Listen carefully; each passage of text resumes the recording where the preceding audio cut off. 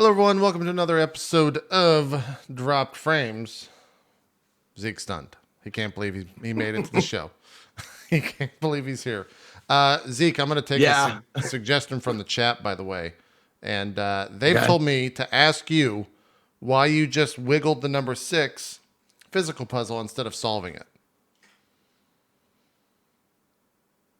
Anything? I have no idea what you're even referring to, and I'm gonna go ahead and just ignore everything you just said about that. Okay. All right. Okay. Well, that's the last time I take a suggestion from chat. You know, I do have some the new baby toy. You just jingle them over their head, and then they really enjoy it. They get into it. Do you know what you just asked me? EP? No, not at all. That's why that was a complete thing from chat that I took at the start of the show. Okay. So see these things? Okay. They're puzzles. They're physical puzzles. Oh. Like you have to get them apart and then put them back together. And my right-hand guy, my friend and my confidant, who would never steer me wrong, said you should do a short puzzle cast before Court of Swords on Tuesday, since you're doing one those short casts.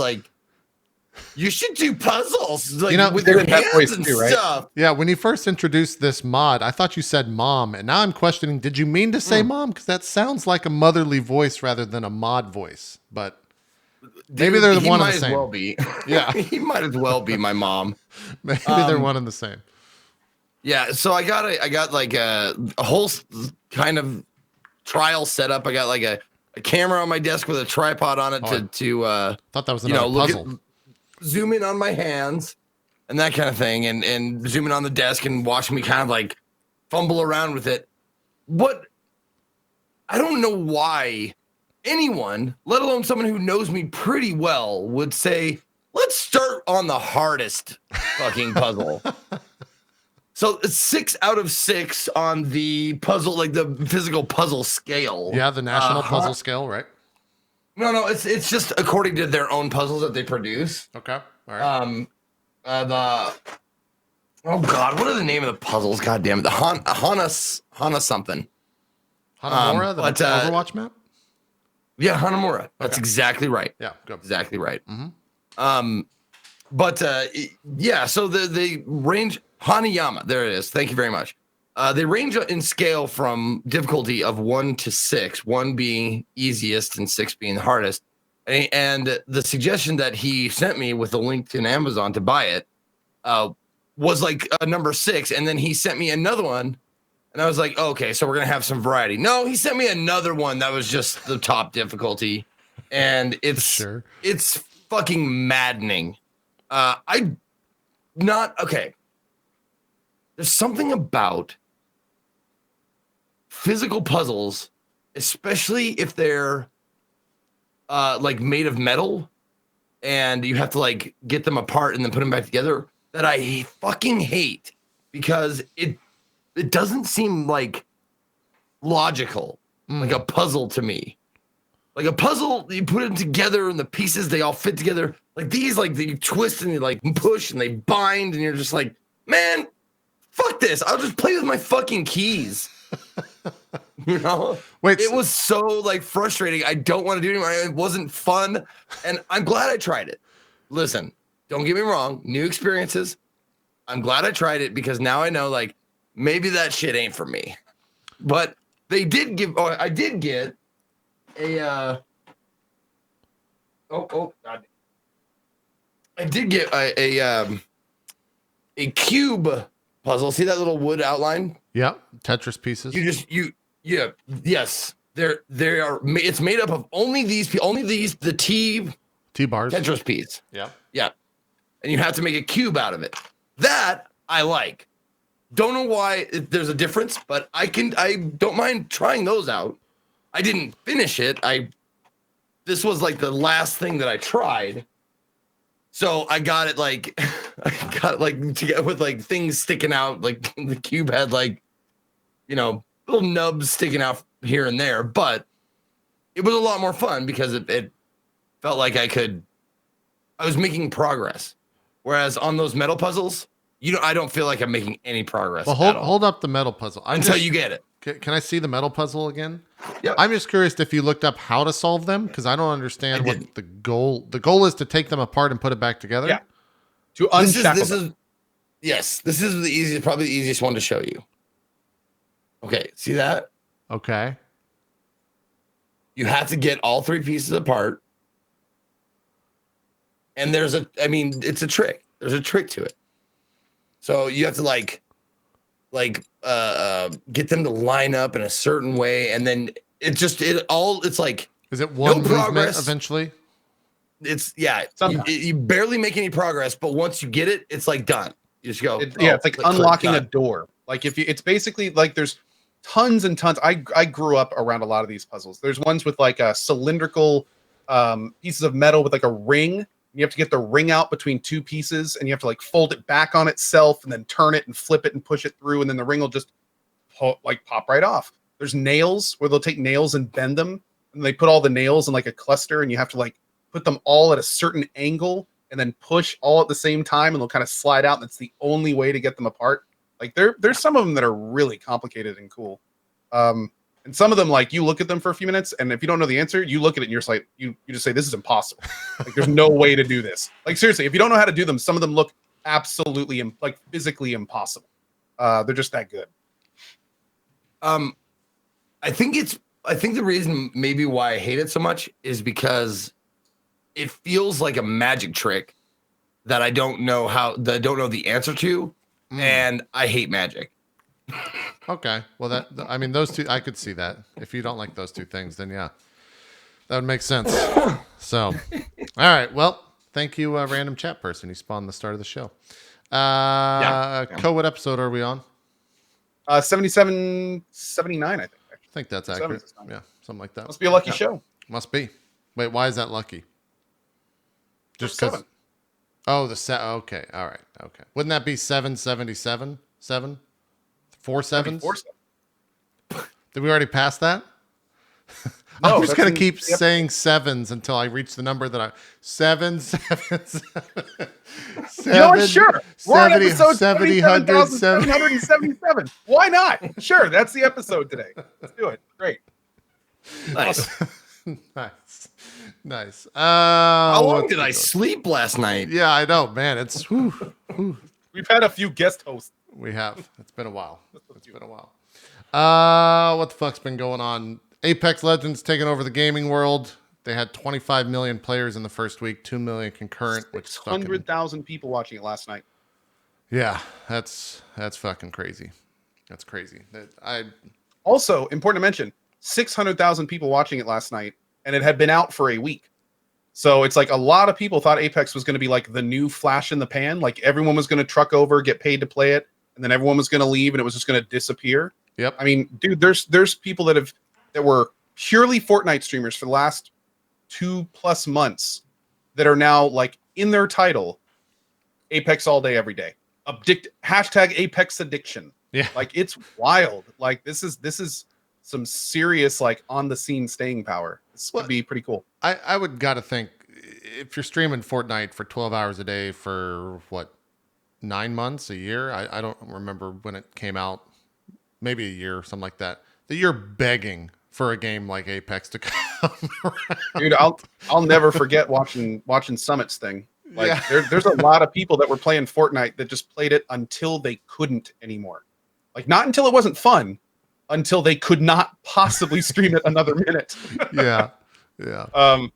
So yeah, I heard Shroud had like 458,000 viewers at one time. He kept No, I'm just kidding. Yeah. He capped at 205 yesterday, which is still. I was gonna say I heard around 200, but damn. Yeah. No, but the thing is, like, I saw chat like 100, 130 for Shroud, 200, and it just kept going up. Like the fucking numbers from chat kept going up. Yeah. So I thought I'd join in and be like, he had 6 million viewers last night. Oh no, that's accurate. That's accurate. Actually, I think it was 6.5, 6.7, something like that. Yeah, you know. Oh yeah. He might have hit 7 if we're gonna go back on that number. Yeah, it's been crazy. Someone I was listening to another show talk about Apex last night, and I wanted to ask you guys a question because they brought up an interesting point. Do you think that 2 is the maximum number of BRs that can exist on like a gigantic scale, or can 3, like could like a PUBG, Fortnite, Apex Legends all coexist and all do as well as they have been, or is the limit 2 when it comes to the BR games out there? Like what do you guys think? Is there a limit to how many? Like, that's a really good question. But I have to say, like there's significant differences between Apex and Fortnite, which I think is one of the reasons a lot of like the more like when Fortnite came up, it was hugely popular, and a lot of the first person shooter guys had a pretty good time playing it. But it had the building mechanics and kind of the cartoony bouncing when you hit things. Like it was clearly, and now we have, the 13-year-old Fortnite fans. Like it's clearly angled towards, the younger generation. So I remember hearing some of the bigger Fortnite streamers talk about sometimes how they felt it was kind of hard to take seriously because they're expected to compete and there's this big competition, but at the same time, every time you hit something, it bounces around like a fun house. So, it's kind of cool to see Apex with the slightly more kind of like, I can get into this feel as I heard a couple of the Fortnite streamers say it, like, oh, this is more my speed, things like that. And, but the weird thing is like going on that vein with how big Apex is doing, like they do bring some very interesting things to the field, the kind of Overwatchy meta mechanics, the loot box are kind of cool. It's really, really well made. It's free to play. Like it's got a lot of things going for it. But I'm a little surprised how similar it feels to how similar the very little experience I have with Blackout is. Like there's a lot of similar feelings to Blackout outside of the squad mechanics and stuff like that. Makes me wonder why Blackout didn't get picked up a lot more. Now maybe the barrier of entry is a huge deal. I mean, free to play is kind of massive these days. But the game itself does like really look and feel a lot of times very similar. Well, it's made by former Call of Duty developers with Respawn. Like they were some of the original COD developers. But I also think that the reason that Call of Duty Blackout died out is because they didn't like support it in the way that the fans wanted, from my understanding. And I also think that like if you think of the BRs coming out on like Evolution or what am I trying to say? Improving on the BR game mechanic, so to speak. Call of Duty was like the first one that came out and didn't have bugs. It was just like a well-made game with good shooting. And this one kind of pushed it into a well-made game with good shooting that launched. It's not early access, that also has, some abilities. Great inventory, classes. Yeah. So if this is the trend where the next couple of BRs that come out just keep improving or having unique things to that specific BR, then I'm super into the future of BRs. I kind of hope they keep saying free. I feel like the fact that it was free and that actually released like on the first day and you could play it, it wasn't just a mess. Right. That was so cool. That was like a little phenomenon that happened over 2 days. Like everyone got super excited and everyone wanted to see what it was, and like it was this big news thing. Like it was that was really well done on their part. Yep. Yeah. Also, Zeke, I take back what I said last week about you would enjoy it. What? You what? Yeah. You would not enjoy this game. Why is that, JP? I put like 75, 80 hours into it. At the heart of this game, you still have to aim. Like you can't, skills give you different tools to get out of situations. They don't actually win a fight. So you still got to aim. Your skills cannot pay the bills? That's what they say. That is correct. Yeah. They can partially contribute to the bills, but they cannot indeed pay the bills. It is true. Mm. Yeah. Mm. Yes. Yeah.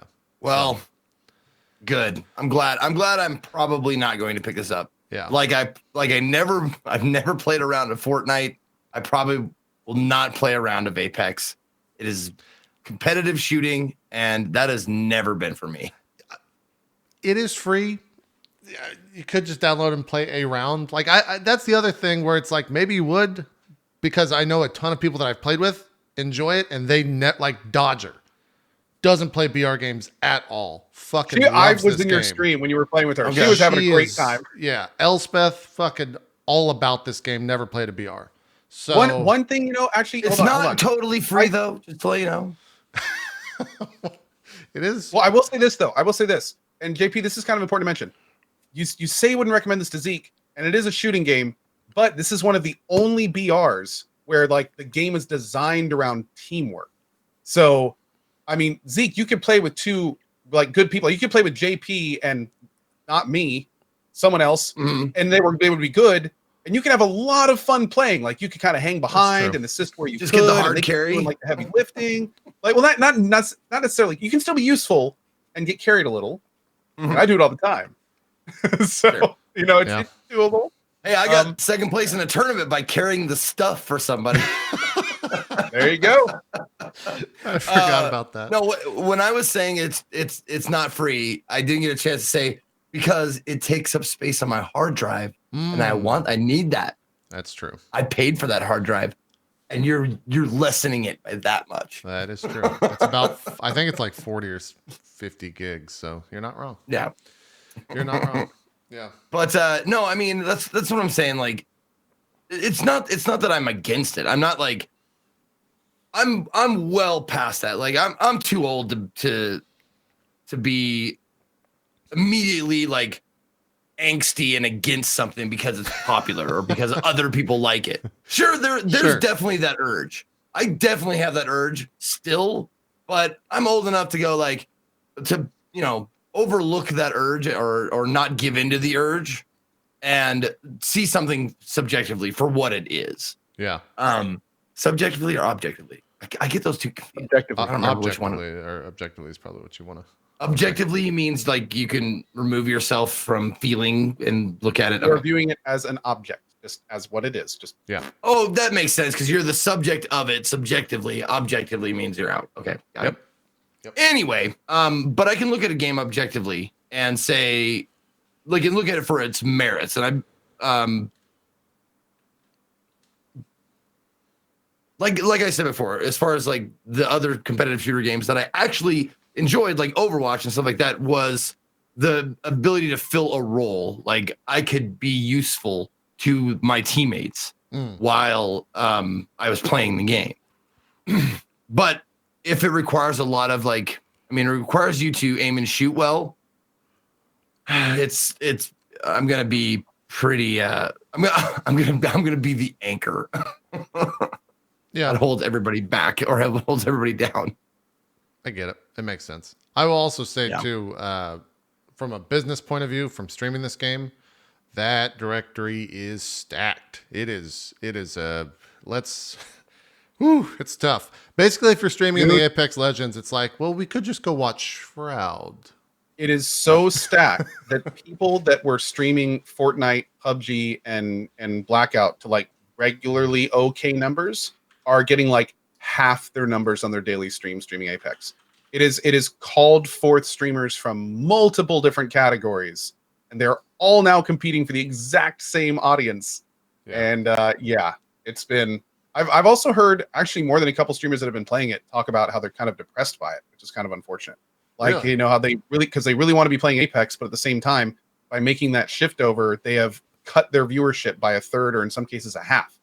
So it's kind of like they have to follow this trend of the popular BR because now the Fortnite directory is starting to suffer. Like this has also been kind of crazy. There's been so many big names that have moved to Apex that the top 10 in the Fortnite directory now is not only changing all the time, but a lot of the people there I've never even seen before. And like I a lot of times will watch that stuff, like names that I've never heard of anyone even reference are sitting there with like 6,000, 7,000, 10,000 viewers. And it's kind of funny because growing up, on Twitch, 3-4 years ago, nothing like that would ever happen. Yeah. Like if anyone even got close to those types of numbers, a firestorm would erupt across Twitch. Hey, did you see this guy? He's having a big day. Oh, this is huge. Blah blah. And now it's like you go over and take a look, and it's like pennies these days. Just thousands and thousands of viewers and streams that have, in some cases, you go in and it's like these people have been streaming for like a few weeks, a month. They're just in the right place at the right time in the Fortnite directory when all these big guys left. And I mean, it's great. Don't get me wrong. This is awesome. Like this is a kind of a changing of the guard almost kind of thing. But it's been really wild. Really wild. It has. Yeah. So how many streamers do you think this game will make or allow them to have a career on Twitch? It's really hard to say because right now the current audience on Twitch and the current streamers on Twitch are basically everything. Like there is no room for new streamers in Apex right now. Zero. There's not enough room for established streamers in Apex right now. Like it's like JP was saying, it's super saturated. It's not just saturated. It's super saturated.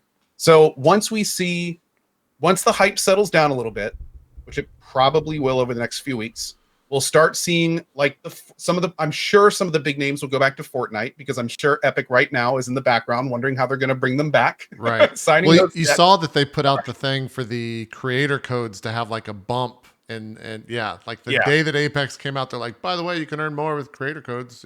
Let it be known that Epic will not go quietly into the cold night. they will do. Yeah. They are only figuring out what they're going to do to bring all their big names back to Fortnite right now. So once we start seeing the dissipation of hype, and we start seeing that, more importantly, we start seeing the dissipation of viewers, which then want to go check out the new stuff in other areas, that's when it's going to really start opening up for new streamers to make headway.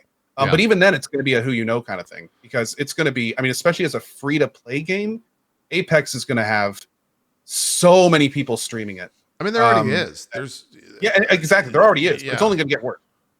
So yeah, it's going to be wild. It's going to be very interesting because we've never seen this situation on Twitch before either. That's true. Yeah. I made a comment the other day with the caveat being I consider myself a middle-sized streamer. So I said Apex Legends is the directory where middle-tier streamers go to die, because it both means as their channel and in-game because we suck at Apex.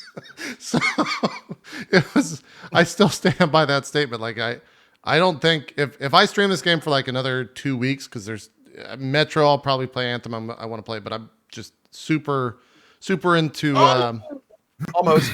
Yeah, that was a bad launch. Super into Apex Legends right now. I am curious to see what happens to the channel, because I'm already getting a lot of people where it's like, I really don't want to watch any more of this game. Like when I get up in the morning, like 5 of my normal streamers that I watch in the mornings are on Apex kicks. And I have to admit, like, I understand when viewers say they're getting tired of watching it, because you can only watch Apex for so many hours until at that point you're only looking for the cool plays, or like the really, like the very end game stuff is the only thing that actually, tickles your fancy anymore. Yeah. Or tickles whatever you have. So it becomes a little different. By the way, I want to point out something real quick. Blaze Rom earlier in chat, when we were talking about Epic and what they're going to do next, made the joke, Epic will introduce hero classes. But don't forget, Fortnite was not a BR game. Yeah. And then PUBG got huge, and all of a sudden Fortnite BR was there. So now we have Apex with its squads and classes. So there's a very good chance that Epic might be like, oh, so people want team-based and classes, and okay. Bill! Yeah. Get on it!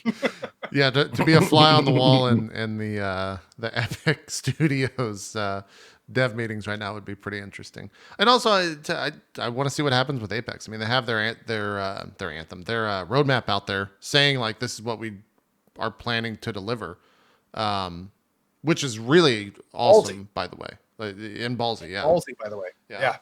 We'll see how that goes. I would think most of that stuff is already in the pipeline and already somewhat done. At least the stuff that's coming in like March, I think, is what they said. They're dropping some new stuff. The Battle Pass or whatever's coming out. So that'll hopefully be a big payday for them. At least that's what they're counting on. But if like the roadmap, it's a roadmap, but I'm sure there's going to be more than that stuff, especially if they plan on keeping up. Like, it makes me wonder if they kept it kind of sparse because they either A, want to have reactionary control over other things that are coming their way, or B, they have big things they don't want to announce because they don't want to be copied. Right. It's going to be interesting. Yeah. This game came out of kind of nowhere, didn't it? There was no like hype train. There was like 3 days notice. Yeah. I was going to say. Yeah. Okay. There was 3 days notice and a lot of confusion because originally it was marketed as Titanfall BR, which put up all these expectations that ended up not being true. So it was a pretty interesting launch. And that was the other weird thing too, because they were out there saying like, it's not a Titan. They came out after it was out there. They said, this is not a Titanfall experience. We're not making Titanfall 3. But then in like the earnings call, they said that they are making a unique Titanfall experience coming out this year. So in the Titanfall universe. In the Titanfall universe, yeah. So, yeah, and I think the rumors are the dots, the lines that people connect is that's a VR game coming out in the Titanfall universe or something like that. So, yeah, I still want a VR with robots. Just saying, I don't care. I just throw it in, make it a game mode. I don't like whatever. Yeah. Yeah. Do you think this has longevity? Is it just going to be like 3 months and then we'll never hear of it again, or is it going to stick around forever? I think it's going to stick around for a while. Or not forever, but for a while, yeah. It's probably going to stick around, but how relevant it is going to be dependent on the developers. Yeah. If the developers really work their ass off to keep it new and keep doing tournaments like we saw just yesterday, like if they keep doing that kind of stuff and keep adding new skins and you know, like one of the big things with Fortnite that kept it so current is they kept doing events and they kept doing things in the game, and that would keep it in the news. That was a big reason that it stayed so popular and all that stuff. It's a lot for game dev companies to do. That's not a normal thing that dev companies do. So it's going to be interesting to see if Respawn can keep up. Yeah, that's the big thing too. And I also wonder how long till we see the mobile version of this game. Oh, think so? Like, I think that's another reason why Fortnite, the numbers attached to Fortnite are just so astronomical, is because you can play it on a phone. Same as PUBG. Like PUBG internationally, like in China and Asia, it's fucking huge still. Yeah, bigger than Fortnite over there. So my friends, like my friends as kids, that's what they play Fortnite on. Yeah. iPad, yeah, like mobile device, whatever mobile device. That's what they played on, because they like graduated from Minecraft to Fortnite, and they're just like constantly on their tablets or phone devices, just fucking Fortniting up all day, every day. Apex looks a lot better. Like I it's going to be weird to see what they'd have to sacrifice to get this to work on mobile. Yeah. I mean, to be honest, I've never played Fortnite or PUBG or even honestly seen it on a mobile device. So I don't know what sacrifices they had to make, like graphics wise for that. So I'm sure they can figure it out. Yeah. And I'm sure they're going to try to figure it out, because obviously that's a giant fucking market, and that's kind of how you can capture the younger audience into your game, which they're looking at what Fortnite did with that, and they're like, we have to. The EA overlords are like, hey, get that mobile game out there, get it out, get it out the fucking door already. we need it. So yeah, I'd be curious to see how that when that comes out, how it goes down. But yeah. There's not much else we can really say to it. That's Apex. That's Apex. Yeah, it's Apex. And you guys are gonna play some after the show today, right? Yeah, that's the plan. We usually have Far Verona, but there's no Far Verona today, so I'll jump in for the hour that Co usually streams afterwards. You have a show, so you can't jump in today, unfortunately. Right. Yeah, it sucks. Yeah. But yeah, so if you want to see just how bad I really am, stay tuned after the show today. I'll give you a demo. There you go. Check it out. Does it feel good? Have you guys have won, like, I'm assuming you guys have won matches or gotten first places or whatever. Sure. Oh, JP's probably gotten a bunch. Yeah. Does it feel like super duper satisfying when you win? Couldn't tell you. I mean, it depends on the win. Some of the wins are kind of lame. Like some of the games are like, I've won games with the games that are like super fucking good feeling is the games where I've won by camping on top of a building and just healing and never killed anyone in the entire game. Those clips are amazing, by the way. All two of them. Like, yeah, because like it's a unique thing. But I've played a lot of BRs, so it's like the idea of, this sounds so fucking shitty to say, but the idea of winning a BR is I'm more interested in how many kills I have at the end of it than winning. Like if I have 10 kills, I'm like, all right, that was a pretty good game. That felt good. If I have like 1 kill and I win, it's like, that was boring. Let's move on to the next one. That type of shit. That accounts for my one and only BR solo win in any BR, but it was in PUBG. There was the last 3. The other 2 guys started shooting at each other, and I just popped out from a bush and went hap, and I won. I was like, I fired like 4 shots that entire fucking game, and I won. And let me tell you, it didn't feel hollow at all. It felt like I was smarter than them. Nice. But that's why I asked, because it was a great feeling to win, and I was wondering like if it feels as good in this game to win. I mean, or yes. is it just like that's a pretty good round? Let's go on, or is it like woohoo? I think the first win, the first one definitely like there's a good feeling to it, and I've seen that across the board with a bunch of streamers. Like Strippin last night, they were playing until he had his first win. And when they won, he won by getting a triple kill, and like there was unbelievable amounts of jubilation amongst the three of them for winning, which is awesome. Okay. Like I think that stuff will always exist in any BR game that you play, if it's well made and it's good BR game. Because I think more, at least for me, I think more than others, this game is truly about aim. I saw there was a good tweet about Fortnite where it's like Fortnite. The gameplay in Fortnite is you shoot someone and then they build a 6-story building. And this game is like you shoot someone and if they shoot better, you're dead. Like it really comes down to like how well you can aim. And I think that's why so many people are watching Shroud, because you go watch him play and it's just like it's insane. Oh, dude! It's speaking just of ridiculous. good players, there was a player I was watching last night during the tournament. Dizzy. I wanna say his name Dizzy's was. godlike as well. Yeah. Oh my god! Like, he's insane, I seriously just opened the stream to watch it for a few minutes, and I ended up having it on my side screen. I think for like almost a half an hour. Like, Jesus, man! Yeah, there's some. This is the first time hearing about Dizzy. This is the first time hearing about him. He's a brand new streamer. But so this person came out of nowhere. I'm guessing like. Well, I'd never heard of him. Were people watching? Is it he or she? It's a he. I believe it's a he, okay. and it's important to keep in mind though he was on Ninja's team. In the tournament. That's why. So he was even if he was a brand new. I don't know if he couldn't have been brand new, but regardless of how long he had been playing, he had thousands and thousands of eyes on him, like big time. Okay. So CS:GO. Okay. He came from CS:GO. That's the background. Oh, cool. Okay. There we go. Yeah, he's an ex CS:GO player. He's also on Team NRG. Yeah, NRG. He signed. Yeah, I'll show you some crazy clips of shit here. Like this is Skadoodle, who's a former pro CS:GO player. This is like one of the craziest things I've ever seen in the game in terms of how he gets these kills. There's another Shroud clip after this. I'll show it. I'll try to find the Dizzy one. Jesus, 4 for 4 pistol shots. This is not even the spectacular part. This is it right here. Wall sliding backwards down a hill and stuff getting the kills. This is yesterday at the tournament.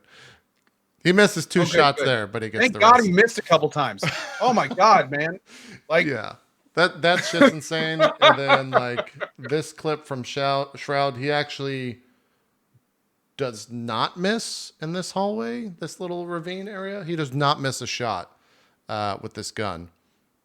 And he kills, I think, 6 people or something like that. It's a little bit seems absurd. like a really good pistol. Yeah, the wingman's very strong. Those are all like body headshots. Jesus. I can barely even fucking see those fucking sprites in the background. Jesus. Yeah. Christ. All those fucking, shots like, hit. He did not miss. Eagle eye. Jesus shit. He's really fucking insane. And even Dizzy yesterday. I'll try to find that clip.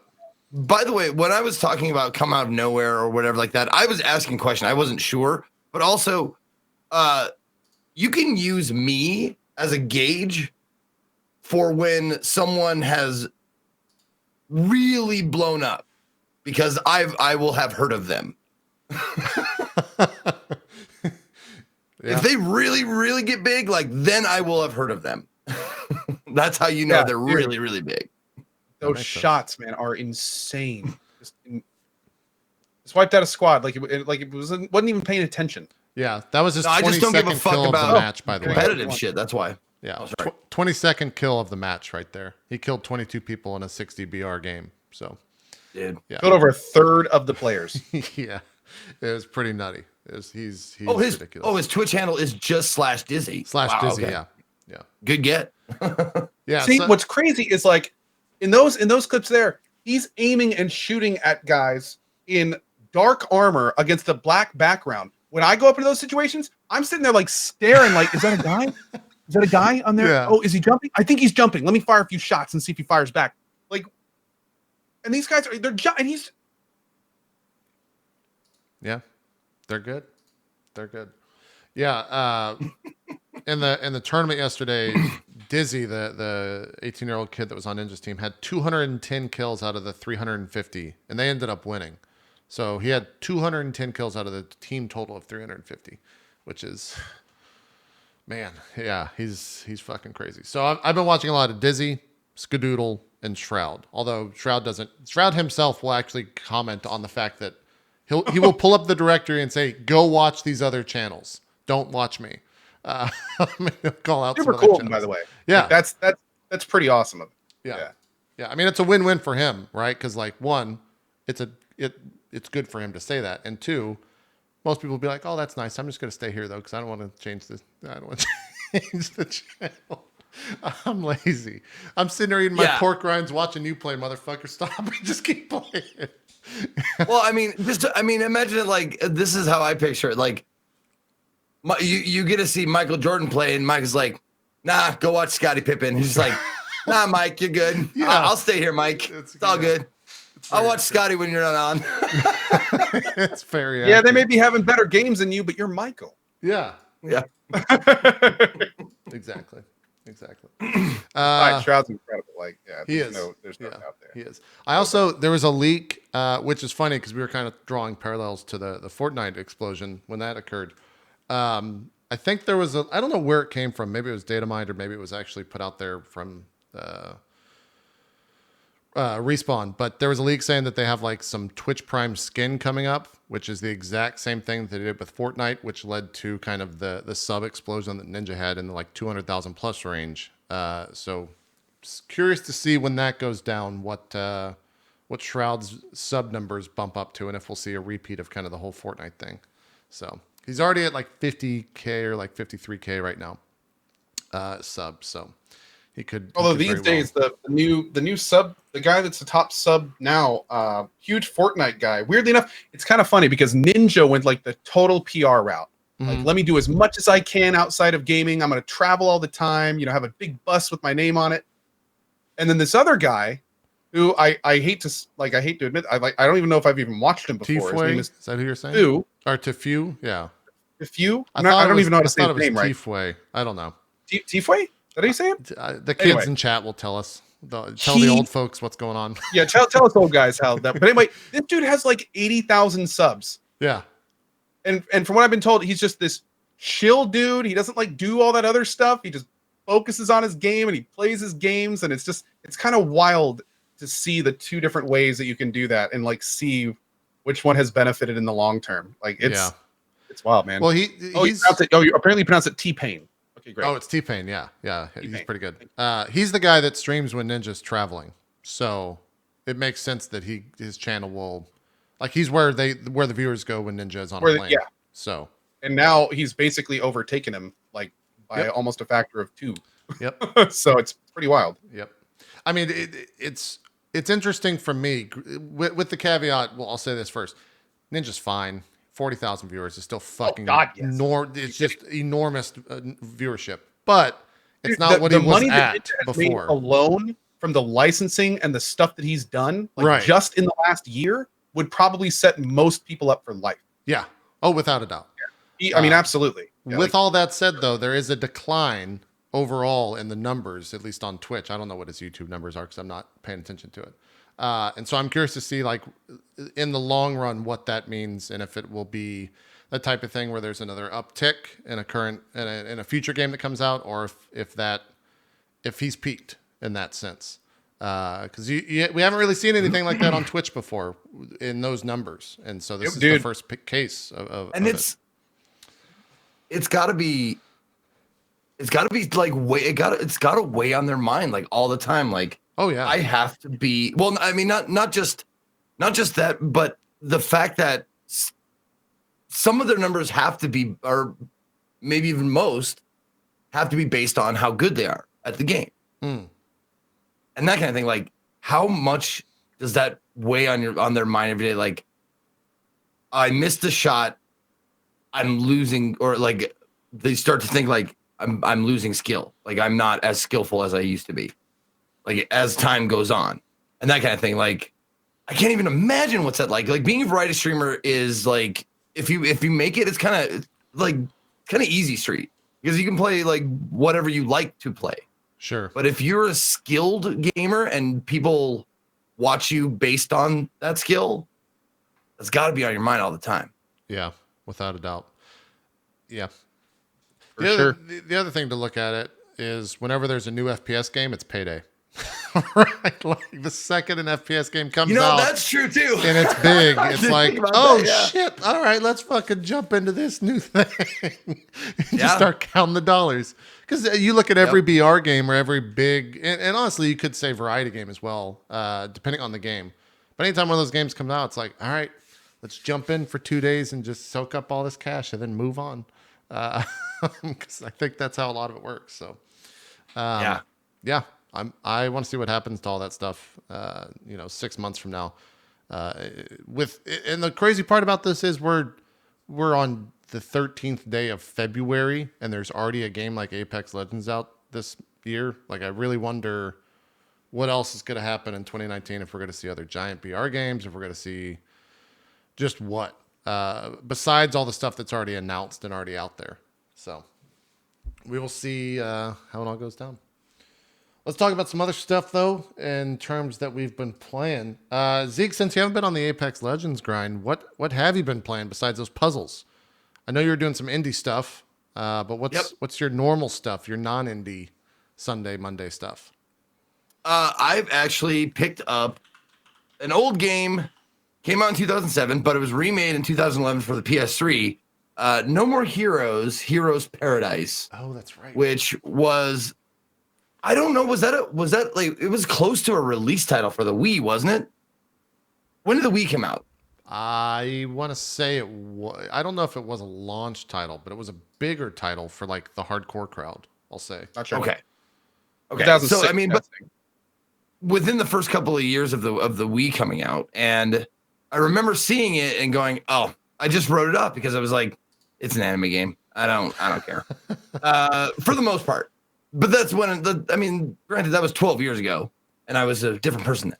But this game was suggested to me, and it's a Suda51 game, and if that means anything to you, or if that doesn't mean anything to you, Suda51 has a reputation for making games like Lollipop Chainsaw, No More Heroes, Killer is Dead.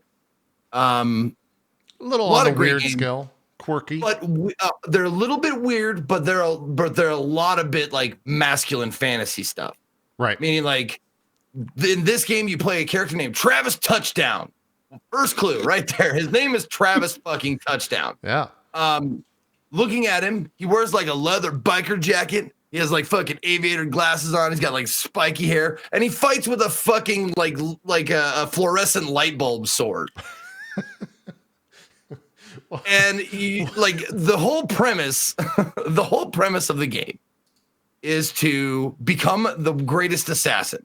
So you have to beat the top 10 assassins. Kind of like I said, it was kind of like Afro Samurai, where you want to have the number one. He wanted to have the number one headband, kind of like that. You have to beat. He has to beat everybody on the way up to do that. And there are little like there's power ups and stuff you can buy, and you do these little mini jobs, like these side games, where one of them is just like collect coconuts, and like they'll give you like 2 minutes to collect coconuts. It's just like a sign. It's just like you go to a temp agency or whatever, and they're like, we've got new jobs available for you, and you go mow lawns. Like seriously, you kill people and sometimes you mow lawns. I guess that's the male fantasy right there. But then you get thankfully though, the side jobs are weird and fun, but you don't have to do them a lot. Like you do like a couple in between to get enough money, because you need the money to pay to fight the other assassins. So like it starts off like 50,000, and then it's 100,000, and so on and so forth. And each of the jobs as you progress through the game, they pay a little bit more, and they're different enough to keep it fresh. Some of the jobs are fucking dumb, and some of them are absurd, weird, whatever. That's your motorcycle, by the way. huge fucking like Chopper. monster truck tire motorcycle, like just two of them, like end to end. And but it's a terrible vehicle. It sucks so bad. It gets stuck so many times. Like if you hit a pole in the right way, just like nudge up against it, you can't go forward or reverse. It's just stuck. So the port, the PlayStation port does in fact have some very outstanding problems, but they're minor, so you can overlook them. This is one of those. Okay. Oh. The other thing is the controls. Yeah, I heard you that ported. You were talking really favorably about these yesterday. Really great controls. I wanted to start this game, and I was ready to play. And you can play with your PlayStation 4 controller on a PlayStation 3 with most games. This one you can't. So I tried to play it, didn't work. Went out and bought a brand new DualShock 3 6-axis for my PlayStation 3, and for some reason it wouldn't work. Like you're supposed to be able to because in the game there's motion controls that are absolutely necessary. So I went out and I was like, all right, fuck it. The motion controls doesn't work. So I got my Move controller out, and for the first day I played it like this. Because like you have to have the stick to move. So Jesus. there is a okay, how many minutes did he make this highlight clip? It is Yesterday you said 12.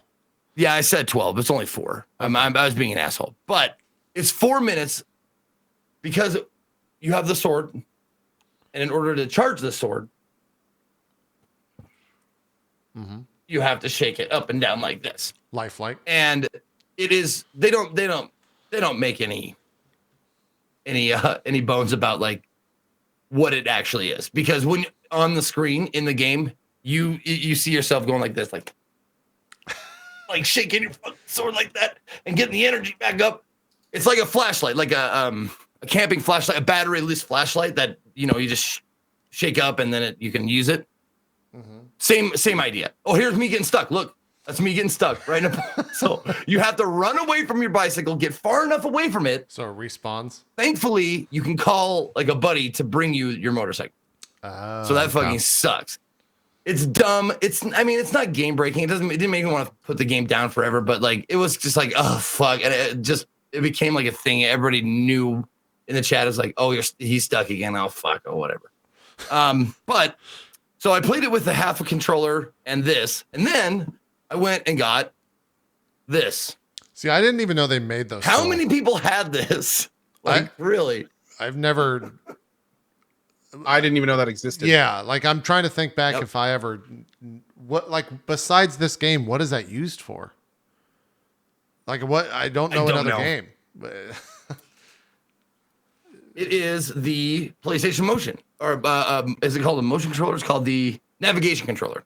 So it's for games like this where you move around with this and then you like swing with this. You know what? And actually, not many games utilized it. Yeah. That may not be the one I'm thinking of, but I know they made a controller that looks kind of like that specifically for people that had issues with either holding controllers regularly. It was so you could your hands wouldn't have to necessarily be right in front of you to hold the controllers. They could be on the other sides of you. It's a disabilities thing. It was a more accessible thing. That may not be the controller I'm thinking of though. Huh. I'm not sure. I don't know. It was based. I mean, it's based like it plays like the Nintendo, the old Wii controller. Yeah. The Wii nunchuck. That's the first thing. I thought it was a Wii nunchuck when you first showed it to me. That's why this game utilized it, because it was a Wii game to start with. But yeah, so in the game, you want to play it. You have to use the motion controls, and sometimes it's funky. The old PlayStation Eye, or was it called the Eye? Oh yeah, it's PlayStation Eye. It's PlayStation Camera now, but it used to be the Eye, and there's the old bad boy right there. Yeah, that's PS3. Yeah, that's the old. It's a PS3 game. Yeah. So I had to place that, and sometimes like it's it works most of the time. Like it's not too bad. But yeah, so you swing your controller around, and then to do a finishing move, you like pull your blade up. You pull the motion control or move controller up, and it's a lot of fun. I will say it's just like an action movie. It's like watching Die Hard. It's just fun. It's not gonna make you like think too hard. You do fucking professional wrestling moves for no reason. Yep. You're obsessed with wrestling. Yeah. And you find these luchador masks, and you do these new, like you find new wrestling moves to do. You do like DDTs and tombstone pile drivers and suplexes and all that kind of shit. I can't say enough about, or I can't I don't need to say much more about it. It's fucking masculine fun. There's a sequel coming out for this, or a new game in this world, right? Yes, that's why I picked it up in the first place. That's why I picked it up, and it was suggested in the first place because it's coming out. There's a Switch game. I think it's already out. Switch. Okay. Right? Is that right, guys? I think that's right. It's a spinoff. People said it's on the Switch and it's terrible. Is it terrible? I mean, that was one person's comment in chat. So, look that. See shit like this. Like I'm being electrocuted. That's the best running animation. Can that just be the running animation in every video game? That's how I want to run in any game that I play. Mario Brothers, Sonic, Apex Legends. Any game with running. Yeah, the bad guys turn on the sprinklers, and my saber is electric. So it's shocking me this entire time until I go in here and shut off the electricity. That's a great animation. I love that. Yeah, I love it. It's goofy as fuck, and I love it. Yeah, that's perfect. That's great. So is this better than 76? You think? It's a better 76? Yeah. Okay. All yeah. Right. Oh yeah. Cool. We had to get the official rating. We can't. We can't move on without it. Ko, you've been playing. You jumped into a bunch of stuff. Sunless Skies is the one I'm curious about because I know absolutely nothing about this, and you've been playing. A lot of people telling me to play that. Yeah. What? I was gonna guess what this is, but I'd rather you just tell me. What the fuck is Sunless Skies? Okay. Nope. I would have guessed completely wrong at this first screen. Okay. So this franchise and game had a very interesting beginning. So this started as a game, a web-based browser game, where essentially it was like you were a character and it was all a narrative and everything was done in text, and you would gain gossip and secrets, and then you would use those to talk to the people, and there was all sorts of fun stuff, and it was just a browser game. Then they made Sunless Seas, which takes place in an underground ocean, and it's basically like London and these other cities have been pulled miles underground in this underground ocean, and it's all about like figuring out what was going on. It was kind of more horror oriented, but at heart it's a very narrative heavy kind of like adventure game with these breaks in between of kind of exploration and some action with the combat system. So that was Sunless Seas. This is now Sunless Skies, which takes place in this kind of weird floating medium. As you can see, you're not on a sea, but at the same time, you're not really flying because you drive trains, sky trains. And you go between these floating islands and these really interesting worlds. The TLDR Dude, here looks fucking riveting right now. Like this is like man. Okay. Now here's the thing. Should I skip around? Here's the TLDR. This is what I was getting to. Okay. Here's the TLDR. This game is about 60% really slow, really chill traveling. The maps that you play on are randomized every time you start a new game, so they're always new maps. There's 4 giant maps, and there's tons of little things that can randomly spawn all over the map. They, like supplies and ships and all sorts of crazy stuff. There's also a full combat system. There's a lot of fighting. You have like weapon pods on your ship, and you can put like torpedoes and like slag launchers and shotguns and missiles. And so there's combat as well.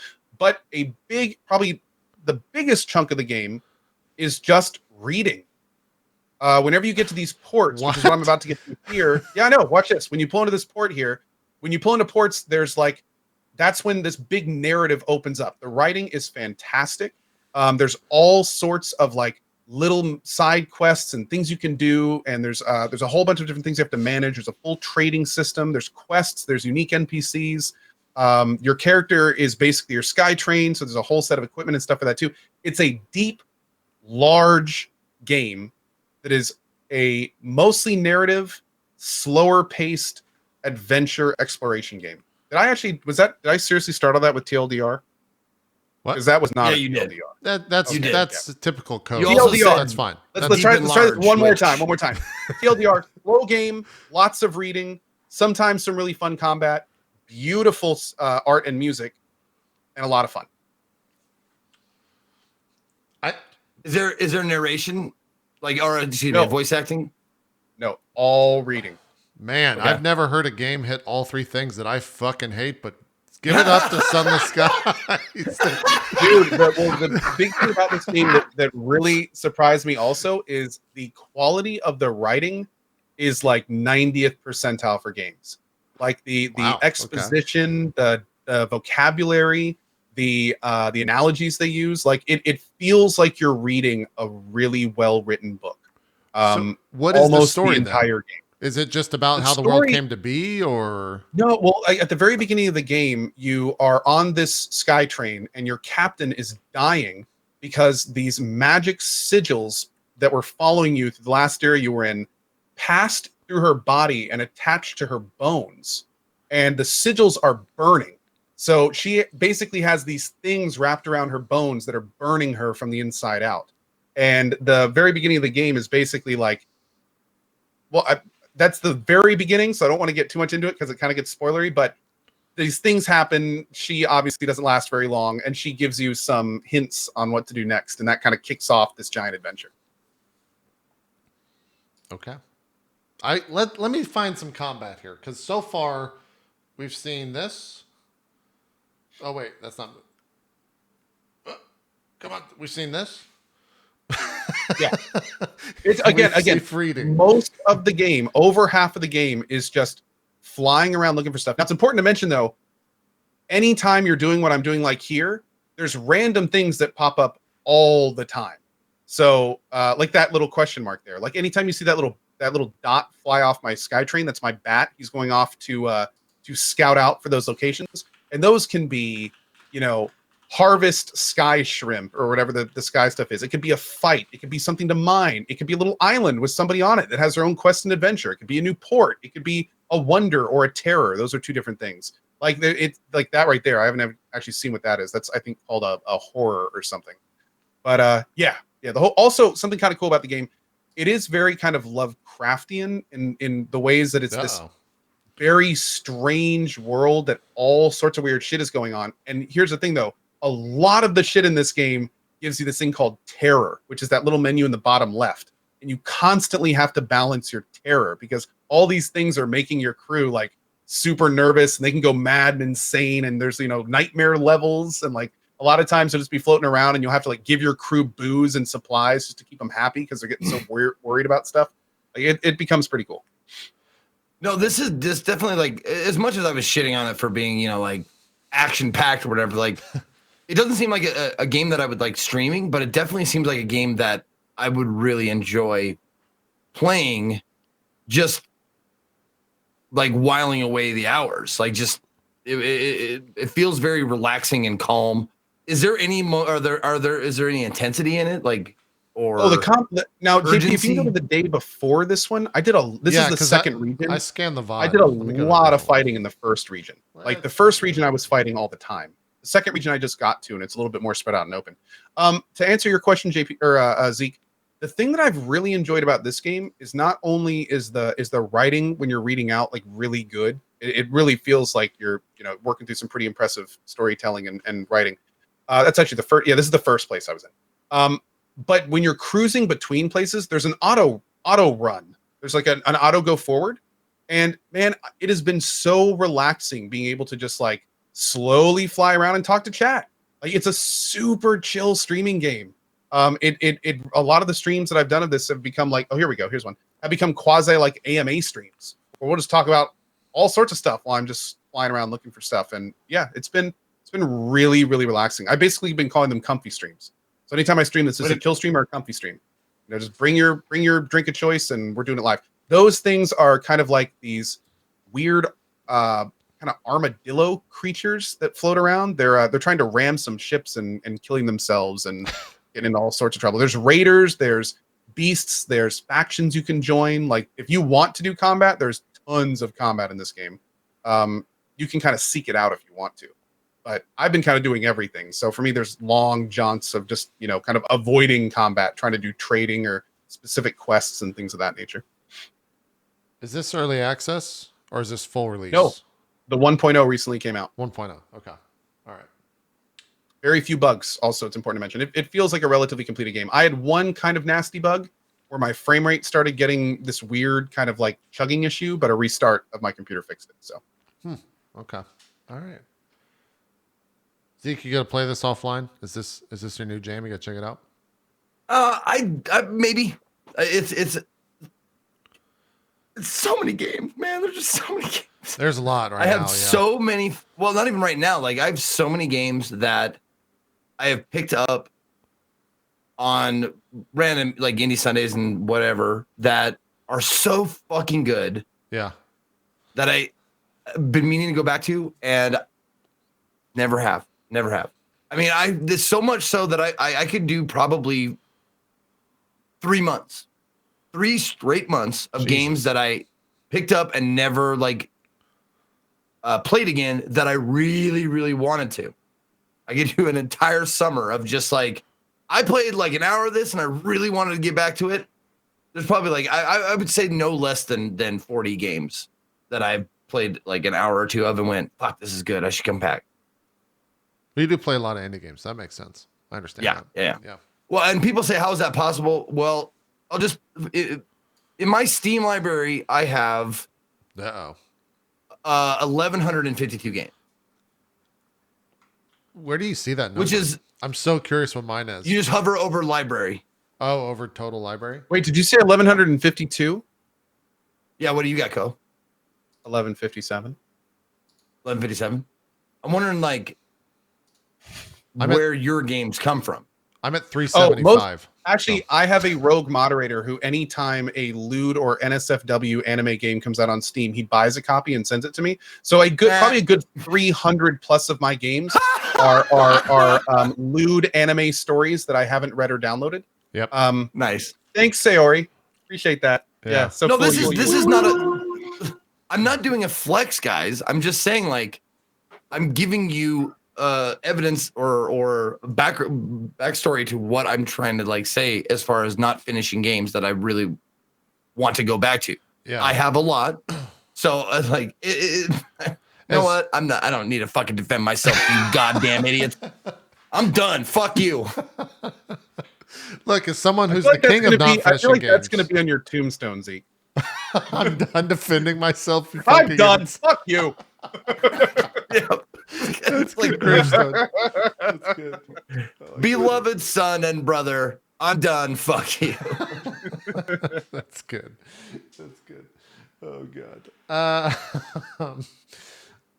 We'll talk Frostpunk for a little bit. I don't know why I said it so weird, but let's talk about it. Is this 1.0 or is this just another update, Co?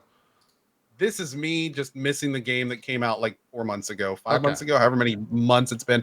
I had some free time before Metro Exodus in just 2 days, and I needed to fill it with something. And sure enough, people have been asking me to play Frostpunk for years and years or months and months and months. And I said, you know what? Like, fine, let's do it. Let's play the full release of Frostpunk. I played this in a demo before it was released, so it was barely any tech. You could only play for like a month or something. It was really tiny. Yeah. So I went back and I played it over the last few days, and dude, it has been awesome. Frostpunk is just a magical game. It's so unique and special and interesting. I played the first campaign and beat that yesterday, and then I played a campaign today called The Ark and beat that right before the show. And dude, it's just fun. It's just a really well-made, fun, awesome game. It's a puzzler. It tugs at your heartstrings. It's beautiful. The music is great. It's one of those games that's easy to learn, but real tough to master. Yeah, I mean, it hits so many of my checkboxes, man. It's a great one. It's a great one. Few games give me I guess enact a emotional response from me.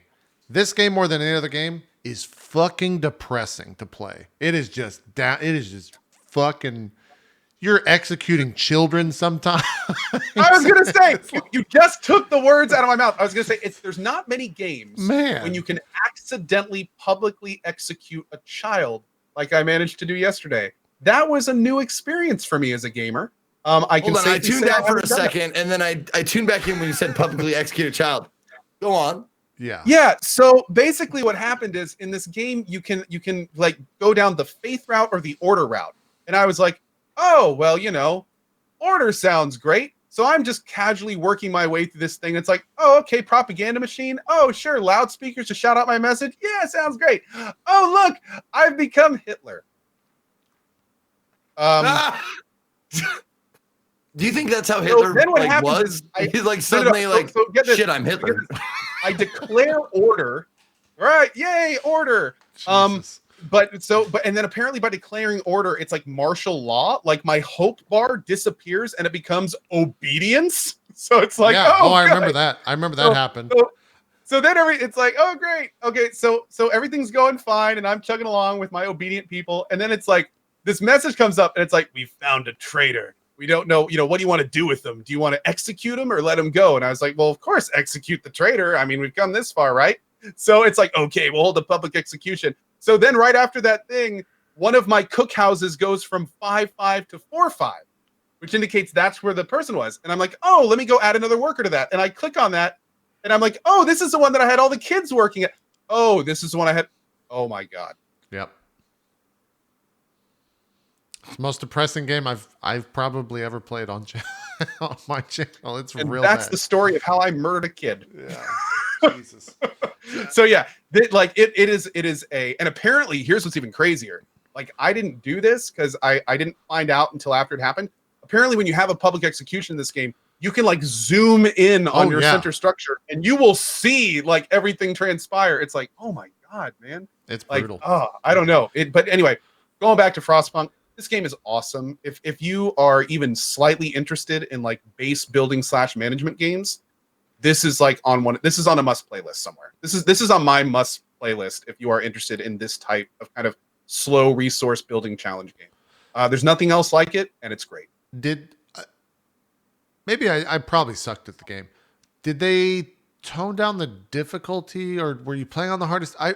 It's been 9 months since I played this. Was there a difficulty slider in the game? Okay. Not for me. I just clicked on the main, and people kept asking me what my difficulty was, and I didn't know what to tell them because I didn't really ever select a difficulty. When I started the game, I just clicked first. There's only one option, like A New Hope, and that's like the main story. Okay. Which is really it's great, by the way. Like it's actually relatively hopeful, and I really enjoyed it. It wasn't too depressing, and it's like an actual campaign that carries you through like establishing the first city in this area. And then when you beat that, which there is an end, by the way, it's not endless, you can beat it. Yeah. When you get the I win screen, when you go back to the main menu, then that opens up like the new scenarios. And so like the second scenario I did that was really cool is you start in this area that's a unique map, and there are these 4 buildings that are holding all the seeds that humanity has left in these powered structures. And the scenario is that you have to keep these buildings warm. You can't let them get too cold or the seeds will freeze and humanity will lose all its seeds. But what's even cooler is the point of the map is to get the entire settlement to run autonomously with robots.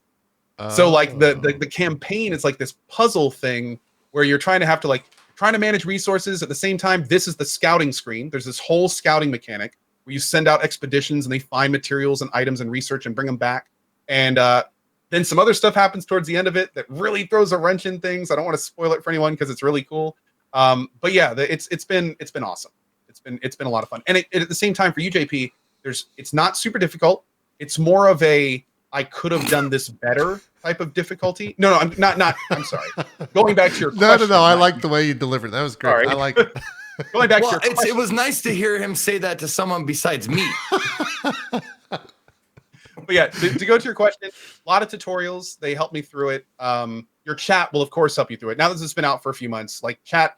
Oh, yeah. Thankfully, because this game has been out a few months, chat was not a series of like random things to do. they all pretty much knew how to play the game. Yeah. So I look over remember chat, that from my time playing it. same thing. Yeah. Yeah, they were really helpful. Is what I'm trying to say. Yeah. And yeah, it's cool. Like it's super cool. Not very difficult, but it's definitely like I can do this better. Yeah. I think I'll jump into this game if I'm ever having like the best day ever. I'll be like, all right, let's go. Let's see what you got, Frostpunk. Fucking tear me down. I'll jump in and see how it's going. Because man, just the idea of it being cold was enough to be like, fuck, man, this sucks. This is the worst. And then it's like, Yeah, you want to just kill someone so the people work a little bit better? Okay, yeah, we can. Okay, yeah. Yeah, this game does do a really good job of giving you decisions where there are no winners. Yeah. Like this game is there is less black and white than gray in this game. And there's not many games I can say that about. Like there's very rarely where it's like, this is better and this is bad. No. Like someone's gonna get screwed. That's just how it works. Is this a Polish developed game? Are the developers Polish, by the way? Because if so, was this War of Mine devs? Chat's saying it is. If so, this I want to say this concretes the fact that I will never. It was 11-bit, right? Yeah. Okay, it's 11-bit studios. Mm-hmm. This concretes. Isn't this War of Mine another fucking just like that's where I'm getting as fuck game? Yeah. This concretes the fact that something is going on in Poland and it's not good. It's not. it's not a happy time. I don't know what's going on, but man, the games coming out of there are rough. And it's like, if you enjoy playing our product, here's our address. Please send food. Yeah. Like what? It's a Polish cry for help. Like this, or electricity. Yeah. Please send me the amps. Man, I just bought a DDR pad from some Polish people. I hope they smiled when they got that check, because otherwise I don't know what's going on there. Like, I don't think it's a depression thing. It's more of a realism thing. Like especially with this War of Mine and this one, they really embody wars. Like this War of Mine was a war zone simulator. Like there is stuff that happens in that game that other games won't even touch. And I feel like this is kind of a post-apocalyptic simulator as well. It's just they just do a really good job of showing the player like this is it, man. This is what happens. Like there's no happy, cheery ending. There's no real positives. Like this is it. This is life. Yeah. Dude. Oh, you can see there my 2 watchtowers going. Got to keep the people in order.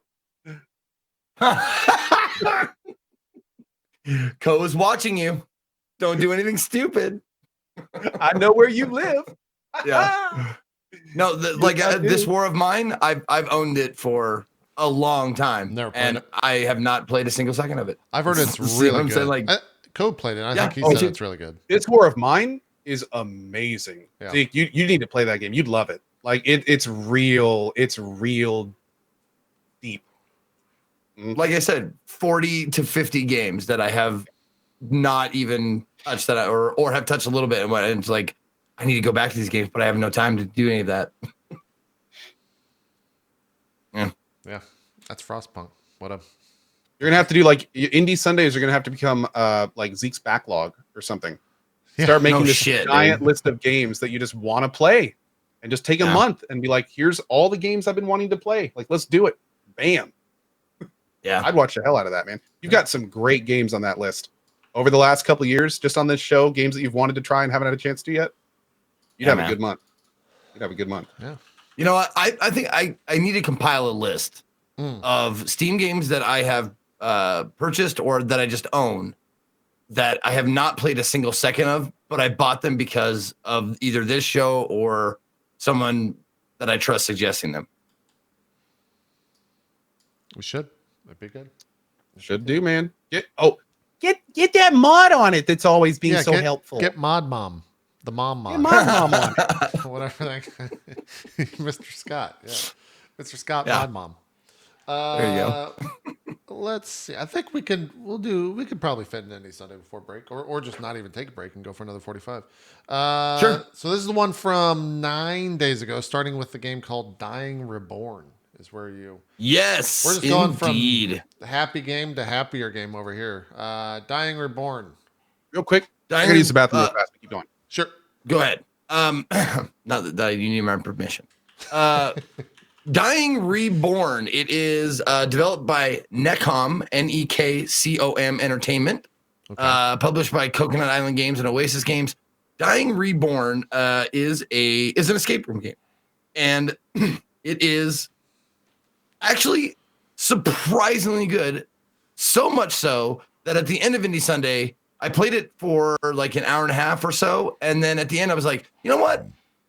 That last game wasn't as good as I would have liked. I'm gonna go back and play this one because it's like all like Resident Evil puzzle, like in a creepy ass environment. But it's escape room stuff. So you play like 4 notes on a piano. It slides this thing down. Like, look, okay, pause the video. Pausing. Or hold on. Holding. There you go. Pause right there. Pausing. Now, look at the square in the middle there. Uh-huh. Do you see something in there? Yeah, I see a number string.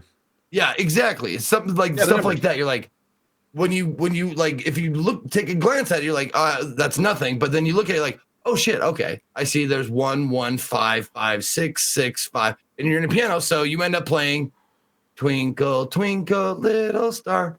And then it, slides down a secret thing, and then you get like these pliers, and you take the pliers and you cut the wire on this thing, and it drops another little puzzle. So it's kind of like The Room. The Room. It's a little bit like The Room in a creepier environment. A creepy room. And also there's some weird shit like the adversary. If you look at the store page, the adversary is, I want to say, a dude in a leather jacket with a like piranha head. What? Like his head is a piranha's head. He's a man-sized person with a piranha's head, it looks like. And that's like the adversary, the person who's putting you through all this shit. Okay. Yeah. I was like a developer. It looks like who is this person that you're describing? No. In game. I got you. But no, it's just a lot of really fun puzzles to do. Nothing too brain busting. Not a lot of moon logic either. Meaning, once again, moon logic means shit that really doesn't make sense. Is how you solve the thing. Like, I'm gonna put some salt in an umbrella, and then a monkey's gonna fall from the sky, and then the door opens. Like, none of that. There's not a lot of that shit. I just want. Can someone clip together all the times that we've explained moon logic on the show into one long? Because that's at least 70 minutes, maybe. So just someone do that for me, just for me. Just send it. I won't even post it. I just want it to watch for myself. Because you got to explain it every time. It's important. I want to address this comment chat. How does Zeke talk shit on Sunless Skies, but then plays this boring ass game? Dude, though, that is totally different. It's the reason why is because fuck you. That's why, because I don't give a fuck. Because I don't give a fuck. Because I'm gangster. No, it's because this is an opinionated show, so I'm gonna fucking voice my opinion. Yeah. Also, I've never played Sunless Skies, and I've told you that, so I was critiquing it from a place of complete ignorance. So shut up. Yeah. But getting back to this game, Dying Reborn, surprisingly well done and fun puzzle escape room game. It is $12.99 on Steam if you want to check it out. Let me get the link here. There it is. If you want to check it out there, I'd say it's totally worth it. I had a lot of fun playing it, and it's actually got some length to it. Like I played for 2 hours and change, and I felt like I wasn't even like probably maybe a quarter of the way through the game. It felt like that, at least. I have no idea how long it actually is. A bunch of people in chat. Is it scary? Like, would you call this a horror game? No. Okay. Atmospheric, more creepy than scary. There's like a couple of jump scares here and there, but for the most part, it's like mannequins that are like looking straight at you with their fingers pointed out, but they don't like. There's like a couple of jumps, but more often than not, it's just like, ooh, look at this creepy scene we put together. Okay. Yeah. All right. Next. Oh, the voice acting. Yes, that's actually a good point. Voice acting. It's a translated game from I want to say Japanese. I think those are Japanese kanji, but they have English voice acting, and they sometimes voice acted very literally translated. Huh. Okay. All right. From time to time. So maybe a comedy game. Who knows? Now this next game you played, Pray for the Gods. This came out alongside a big release, and I think got swallowed up by it. So I've heard so many people. I mean, you look at this right here. Shadow of the Colossus is the first thing that comes to mind. So what? Well, absolutely. Yeah. How is this game? What'd you think of Pray to the Gods? That's the name. Yeah. Yeah. Yeah. Pray for the Gods. Pray for the Gods, and it's a weird spelling. It's Praey for the gods. Ooh. So it's like a combination of pray and pray. Right. Pray upon and pray. With your hand. Yeah. Whatever. It's totally Shadow of the Colossus with a mechanic that made Breath of the Wild the most disappointing game of 2017 for me. Weapon durability? Yeah. Ooh. It's like the exact same fucking dumb mechanic. Wait. Every weapon is a flimsy piece of wet noodle? Yes. You don't need the weapon to do the colossi. They have like little like you can see right here. They have like little like keys on them. Like it's like use a keyblade. Twist it, pull it out, and you push it in. Keyblade. Whatever. So you don't need weapons for these guys. They have like their built-in mechanics. It's grip and climbing and stuff. But it fucking does in fact have that shitty goddamn mechanic of breakable items or breakable like weapons and shit. It's the durability. It's oh god, it's so bad. Like when I found that out, it immediately made me not want to play the game anymore. That I forgot how much you. Don't get me wrong. Don't get me wrong. I don't mind durability. I don't mind it if it's done in the right way. If I can repair my stuff, you can't repair your stuff in this. Once it's broken, at least I haven't found a way to repair anything yet. Once it was broken, it's broken. So you have to find a new like a club. If you're using a club, you have to find a new club to use. And yeah, it's Zelda style durability.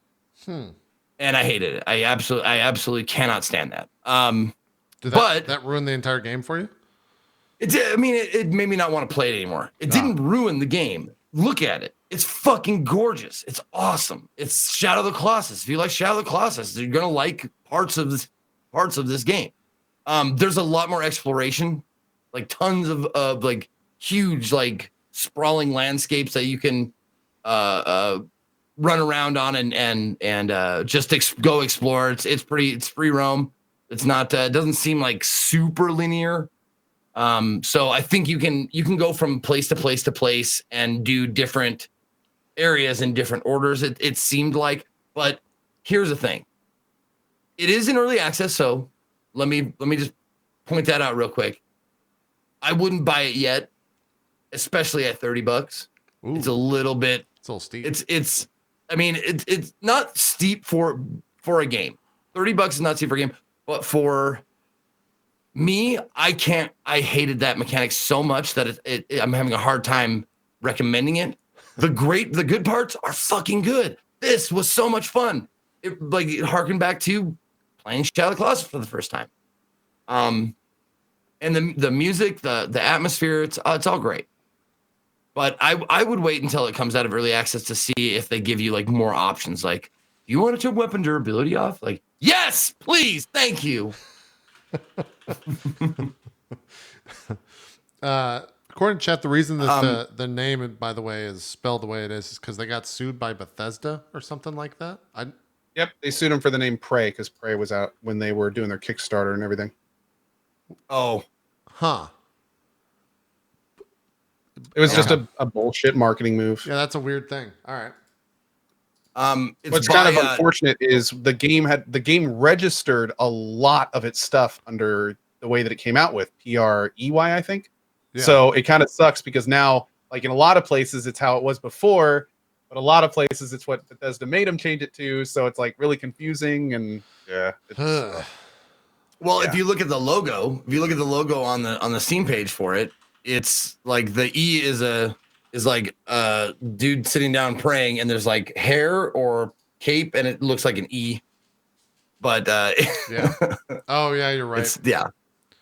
Fuck, that's shit. Okay. If you want to look at the store page, there it is right there. Oh, you already did it. Oh, thank you. Thanks, JP. Yeah. Yeah. So that's it. It's by No Matter Studios is the name of the people that did it, and it not sure if they have. Doesn't look like they have any more games on Steam, so I'm not sure like what else they've done. Someone in chat was saying there's it's a 3-person dev team, so it's quite small. Any idea how many? Could be here, so you can picture. Any idea like how many? I don't know, giant, colossus, whatever the fuck the game calls them, are in right now? I know. There's at least 5 because I think they show you that on the map with like these big symbols that like this is the symbol for this one, this colossus, and this is the symbol for this colossus and shit like that. Gotcha. All right. So is it? You think some? And I call them colossus gods, I guess. Oh, they're called gods. Okay. Well, they're not. I'm sure they're not called colossi because of Shadow. Zeke, they're called javelins, sir. Yeah, they're actually javelins. Believe it or not. They're called frames. If we could please use the proper terminology, it greatly increases my immersion. Man, I can't wait for Friday because I'm going to trigger so many people by calling them frames all day. It's going to be good. It's going to be good. Moving along, you played a game called something I'm not even going to try to. You played Pinocchio or Pokemon or what is this game? Pikuniku. What the fuck is this game? This looks this like game. Okay. Yeah, looks like the game. No, it's cute. It's adorable. It's charming. Pikuniku is an absurdly wonderful puzzle exploration game that takes place in a strange but playful world where not everything is as happy as it seems. Help peculiar characters overcome struggles, uncover a deep state conspiracy, and start a fun little revolution in this delightful dystopian adventure. It's goofy. It's fun. It's like playing a character's. Playing a character in a land made of construction paper, like that you would find in like a kindergarten class. It is made by, and I fucking names, these proper names, Arnaud Debac, Remy Forcadell, but it's published by Devolver Digital, so it's a Devolver game. Yeah. It's $12.99 on Steam right now. It is quaint. It's goofy. It's charming. You can play this like with your kids. Like it's like look at it. Like you're like a round meat boy with like these long legs, and that's all you do is just like you kick shit and jump around. I love how that. And you find it. You discover secrets. The environments are fun, but it was a little bit too childlike for me to really dive into it. I did play it for a little less than an hour and a half. But I mean, it was fun while I played it, and it's goofy too. Or it's like the dialogue is very like Alice in Wonderlandy kind of like absurd. Like we're gonna play a game called what was the name of the game, guys? If you were in my chat. Where you hit a watermelon. It's basically basketball, but with a watermelon, and you kick it. But like they call it like Google Bat. Like gonna be the Google Bat champion, and you go like, what the fuck is Google Bat? And you're like, you just kick a watermelon into a basket. Perfect. Bass kick. Okay. Base kick. That's what. There it is. Bass kick. There it is. Bass kick. Huh. But yeah, not a whole lot to say about it. It's. I mean, you can tell basically what the game is like just by kind of looking at this. All right. Yeah. There you go. That's not the right game. Sorry. I was posting the thing in chat. Hold on. Did you get the... Yeah, I had it, and then I posted it earlier, but now it's going away. If you have it, just post it in chat. How much is this, by the way? $12.99. Okay, this looks like a $12.99 game. There it is right there. There you go. Go check that out. Next game, very easy to pronounce. Like it, loving it. It's called Matter. What is Matter? Actually, it's not pronounced Matter. God That's damn funny. it. I'm kidding. It is. Okay. You were right. Matter. Oh, now this game. Okay. This game, the game is called Matter. It is What the fuck? $4.99 on Steam. Okay. It is developed by Concrete Games. The blurb says, explore a mystic and expressive world in a dynamic first-person platformer. Dive in a dreamlike and abstract world where matter evolves and lives around you according to your actions. Okay. This game is not super game-like. Let me explain. Okay. Is this the Gone Home of first person? No, it's an experience. It's basically a sight and sound experience. It's more video game as art kind of a thing. The music in it is fucking awesome. It is so good, and it works very well with the game, but there's not a lot of like game elements, meaning like there's no power-ups, you don't level, you don't even know who you are, you don't meet anybody else. It's just jumping from this thing to this thing. A lot of times, like, this is not the actual like main part of the game. The main part of the game is like floating platforming. You're watching, like, seriously, you like went to the part where I'm fucking around. Oh, okay. But yeah, if you fast forward just a little bit, there it is. This is the main part of the game where you jump from platform to platform, and then it gets faster. The music kicks in. You go to these bubbles and you shoot, and I missed. Oh, and then you just restart. It's super quick, but it's more sight, sound, music, environment than actual like challenge or gameplay.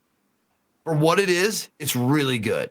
But if you're looking for something that, you know, is more like a video game, this is not it.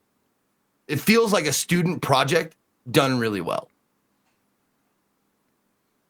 With like a good hookup, a good music hookup. Like, dude, you should hear my buddy's tracks. And it's like, oh yeah, okay. And then you listen and you're like, oh, that's pretty good. It's pretty good. What Nice analogy. did you finish this or no? I did not. Oh, good point. Someone brought up.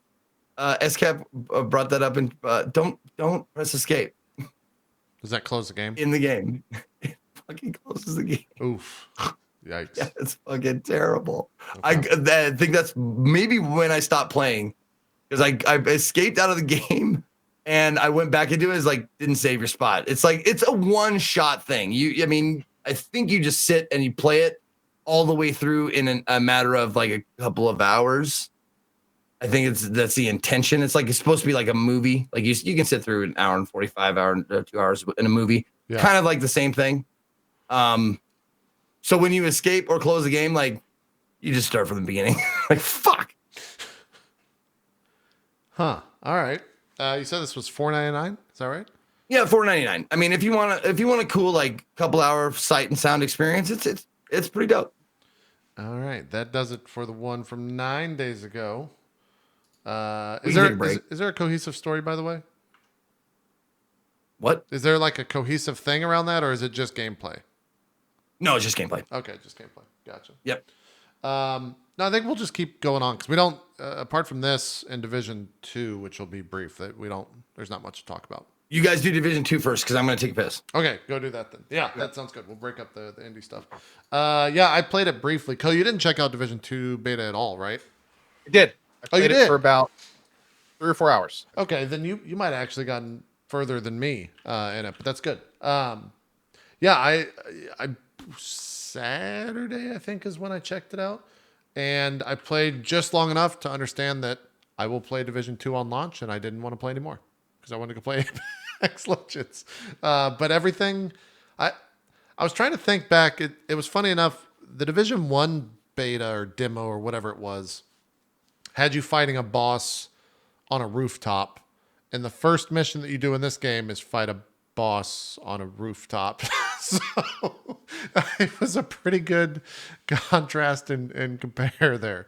And it just felt better all around. Like it felt like that they had so much more development time on this one. It seemed like everything is better just around everything. Like walking around the place and you stumble upon a thing and a thing starts happening. You're like, oh, let's take part in this thing. And then it turns into a base that you can kind of use as a forward base and spawn there and all that stuff. And you get loot from it.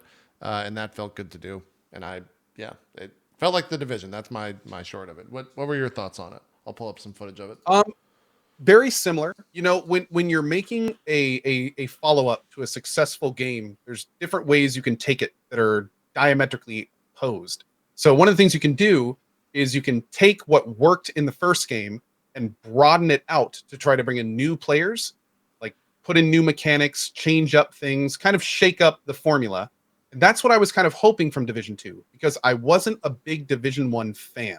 So when and people kept asking, like, "Co, you didn't like Division 1. Why are you playing Division 2?" And I kept telling people, because I want to see like what their decisions were for the subsequent game. Now, what they did was they did it more like Destiny, where they are taking their core Division 1 community, and instead of delivering like a big kind of like, let's bring in new players to Division 2, they have taken Division 1. They have enhanced most of the mechanics, added a few new ones, shaken up a little bit, but it is 80% Division 1. Yeah. It felt like it. It played like it. They did make some pretty big additions and changes to the UI. It does feel a little bit smoother. There are, of course, new abilities, new tech trees, and things to work through there.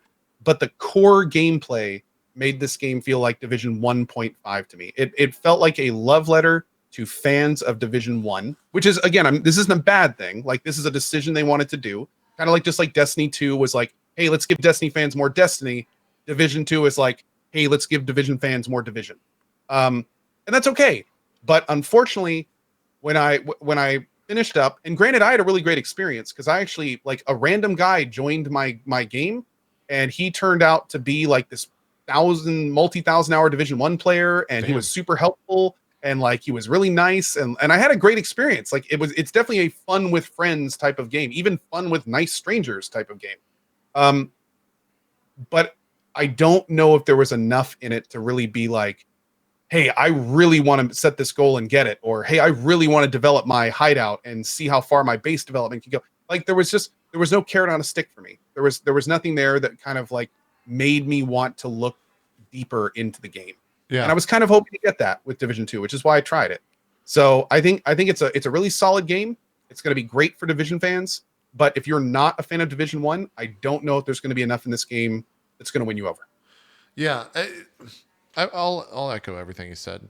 I did get the sense of a little bit of the carrot on the stick because of and maybe this is just because I was brand new character, but the rate that I was getting gear that was upgrades felt good. It felt a little bit like Path of Exile in terms of the first character that you'll level, because it was just so frequent. Like, oh, here's a shotgun that does 1,000 DPS or something. It's a little bit better than the one you're using. Oh, okay, cool. Oh, here's some shoulder pads that have 30 more defense. Let's put those on there. So that felt good. Did you ever get like a blue or purple gun? Because apparently like legendary guns I got are a in few there. blues and stuff like that. Real quick, did you play in any of the end game? No, I did expedition not. part? Dan did yesterday. We were talking off stream about it, and he was saying that the AI was like frustratingly good because for me, at least, in the way that he described it as well, like when you're just starting out, you'll throw a grenade, and the grenade will just go and blow up on them, and then that person's dead. On the in-game character that he played, you would throw the grenade, and the AI would like run the fuck away from it immediately, and most of the time it would miss. So it seemed like they were actually competent and not just like dummies out there just to slaughter. So That's probably a good thing, though. Yeah, that's a good I'm thing, sure- yeah. But again, like frustratingly good in the sense that there's actual. I wouldn't call it a challenge. They're just Fun, or smart. did you feel it was like too frustrating to enjoy? Yeah, he said he liked it. Yeah, he was pretty into it. He said he was a pretty big fan. Cool. It was weird for me, by the way. This is a total not reflective of the game at all. The Christmas tree shit in DC, because apparently all this happened around Christmas time, and so there's they're not going to go and like replace the Christmas trees because there's people out there trying to kill you. So it was a little odd to see just Christmas trees everywhere here in the middle of February. I thought that was a little awkward. I did like the waypoint system, and maybe this was in the first one. I don't remember too much, except I think me and Zeke played Division 1 with like stripping, and I remember it was just a buggy fucking mess at launch where we would fight guys that just couldn't die, or we would fall down and like we couldn't be res. Bullet spongy. Yeah, it was rough. So I enjoyed all the waypoint stuff. The characters seemed all right. I don't know how you feel about it. They seem like characters with voice acting, and I wasn't immediately pulled towards them at all, but it seemed fine. Like it seemed like a pretty okay game across the board that I want to check out more and actually see like how in depth it gets, because you would walk into the base and like a billion things right here in the bottom left hand corner would pop up, and they're all shit that you can do. So I'm just curious how much of that stuff is actually important to do, or if it's just like busy work. So I'll probably check it out when March 15th I think is when this comes out, and they're doing an open beta on something. They just announced the open beta when this one ended, but I forget the dates. Are you gonna try it again? I will try it on release. I won't try it on open beta. It did what a demo should do, and it got me interested in the game, I think. And it might be the same thing with Anthem, where it's like, all right, if I get a couple friends and jump in this and play for a couple days and get 20, 30 hours out of it, maybe that's probably That's the kind of the path boat to I'm in. take. Yeah. If I find like I'll probably try it on the first day, but how long I play it is going to be dependent on basically how many subs I can find and have fun with in the game. Yeah. It's all going to be about like if the community's engaged, and definitely have fun with friends. Yep. Yeah. Again, to echo exactly what you said, didn't really change too much from my point of view, from our point of view of people that just kind of like drive by played Division 1. But I'm sure the hardcore players out there have their own thoughts on it, and we're not those people. So go check out the hardcore players' thoughts to see what it really changed, and to see how that stuff actually was iterated on, because that ain't us. We were not those people. But it wasn't bad. We had a good time with it. So, Zeke, you ready for Indie Sunday Take 2? I am now, because while you guys were talking about Division 2, I just bought my tickets. TwitchCon EU. Oh yeah, we could talk about that for. Where are you at with the TwitchCon EU thing? Because there's some. Every time they would post something about that on Twitter, there was some pretty upset people. Are you? I'm outside of the drama. I have no idea what's going on. They were.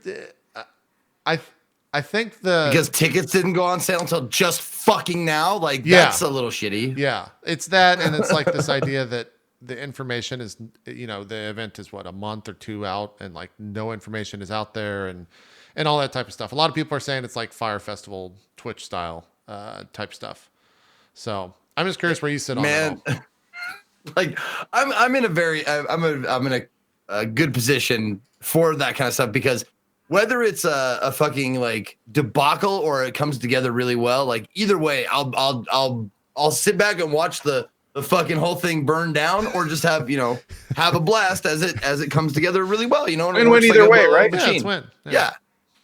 No, same thing, but that's the thing. I'm in a very privileged position to do that. Like, I can afford to like blow some money on something that might be shitty. Yeah.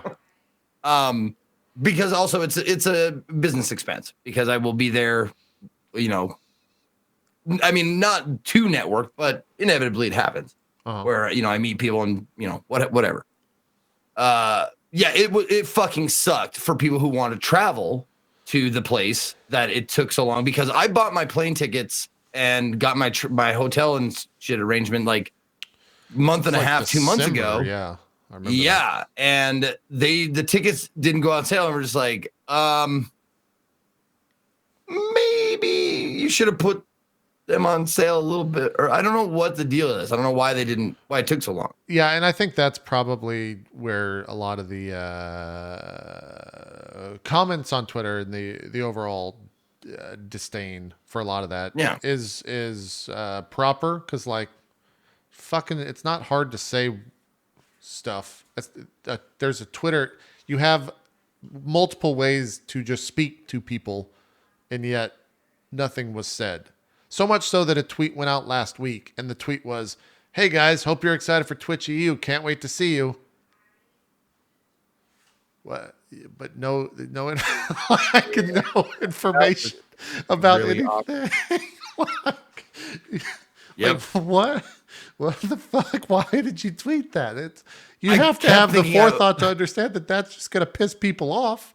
Like, do you not have any clue what the fuck people are saying about this? Like, yeah. Well, here's the thing. It's the same thing as I went to a concert. I can't remember who was playing or what it was, but the main attraction, the main band, was late. Like their bus broke down or something. Yeah. So in between, they would just like keep us up. Like, are you hyped to see, fucking Flavor Flav, Public Enemy or whatever, whoever I was there to see. Right. And they would just be like, yeah, and progressively was just like, are you still hyped? They're on their way. And I was like, Yeah. Let's go. yes, I was hyped. I was hyped an hour ago, 3 hours ago. Motherfucker, where's the thing I want? The thing I paid for? Yeah, it's so much easier to just be like, and I guess maybe this shit's on the artist in that situation, but it's just like, hey guys, he's running a little bit late. Sorry, like, Yeah. because then people be like, oh, all right, I'll go to the restroom, or go grab a hot dog, or who knows, do something else for the next 30 minutes, and then I'll come back, right? Yeah, Yeah, exactly. So that doesn't surprise me that they're still there. They're just making themselves like known, so people don't go like they haven't said shit. yeah, Now they're like they keep saying shit. So like now they're on sale. Now they're good. But the cost How much was to it? get that stuff, that wasn't that much. It was 2-day pass for a partner. It was like with tax, it was like 80 Okay, euro, I think. But the thing is, with something like this where people have to travel, you have to have a lot of notice, because the closer it gets to the fucking day you're going to travel, the way more expensive. yeah, Like if I tried to get my tickets today, it would be at least 50%, if not 100%, like double the cost than I did, like, since I made them 2 months ago. yeah, Shit like that. So like you're costing people money by not giving them confirmation that it's going to happen, yep, or the ability to buy tickets, because the ability to buy tickets says it's going to happen. yeah. I mean, there's nothing to say except that just shouldn't have happened, and even the information that's out there, even with tickets on sale, is still sparse. Like, there's no panels. You can't submit panels. Like, there's no partners that are. I've seen a couple of. I think I saw like Sacriel use a hashtag ad. So I guess that he's going, and they are doing that thing again. But like, the tweet is, "Hey guys, I'm gonna be at TwitchCon Berlin. Go buy tickets. Hashtag ad." It's not, I'll be doing a panel. It's not, I'll be at this stage event. It's not, come to my meet and greet. It's like, hey, go buy some tickets. Hashtag ad. So, and that's not Sacriel's fault. That's just like, there needs to be more information for people like Sacriel to actually spread. Otherwise, why the fuck are you paying them to use hashtag ad? Because people aren't going to buy tickets for that shit in the first place. Well, I mean, if you're wondering how much it cost me, like just as a general idea, when I made the reservations a while ago, like a couple of months ago, just in the assumption that like this is going to happen, right? Between 2,000 and 3,000. That's about right. Yeah. Yeah. What were we gonna say, Co? I was going to say, and another thing that's really been unfortunate about the whole process is a lot of people, like I know a few folks that are leaving the continental US for the first time for this. Like, it's a really big deal. This is the first con that a lot of people in Europe will actually be able to get to from Twitch. And there's this kind of ever-present global feeling of half-assing. And it's just kind of like, that really sucks. Like, if anything, people really want to think that Twitch is over-preparing, you know? And instead, it's feeling kind of like last minute and not a lot of notice and not as fully featured as other Twitch cons. And like, it feels kind of half-assy. Yeah, I agree. So now I'm really hoping that that's not the case and that it ends up being super successful, because I'd love to actually make an EU TwitchCon someday. I think that'd be awesome. But there's a real merit to the phrase "put your best foot forward," and this is like the first time they're doing something big in a country, in like an entire continent. So it's a kind of huge deal, and I'm kind of hoping for their sake. I'm hoping it's a lot more prepared on the back end than it seems to be on the front end for their sake. Yeah, especially I when want to succeed for them, and I'm worried it's not going to be as successful as they're wanting. Yep, I would agree. Well, we'll have Zeke on the ground to report back. Yep. Oh, can we get him one of those like little ear things and a phone? We could put a phone next to him, and then he'll just go like this. Like a warrior get up and like the two, like Japan and Berlin are like the main reasons why I got like the new like Pixel. Yeah, the new Pixel 3. Did you pictures? Did you set up any IRL backpack stuff? Did you ever? We are in the process of doing IRL backpack stuff in Japan.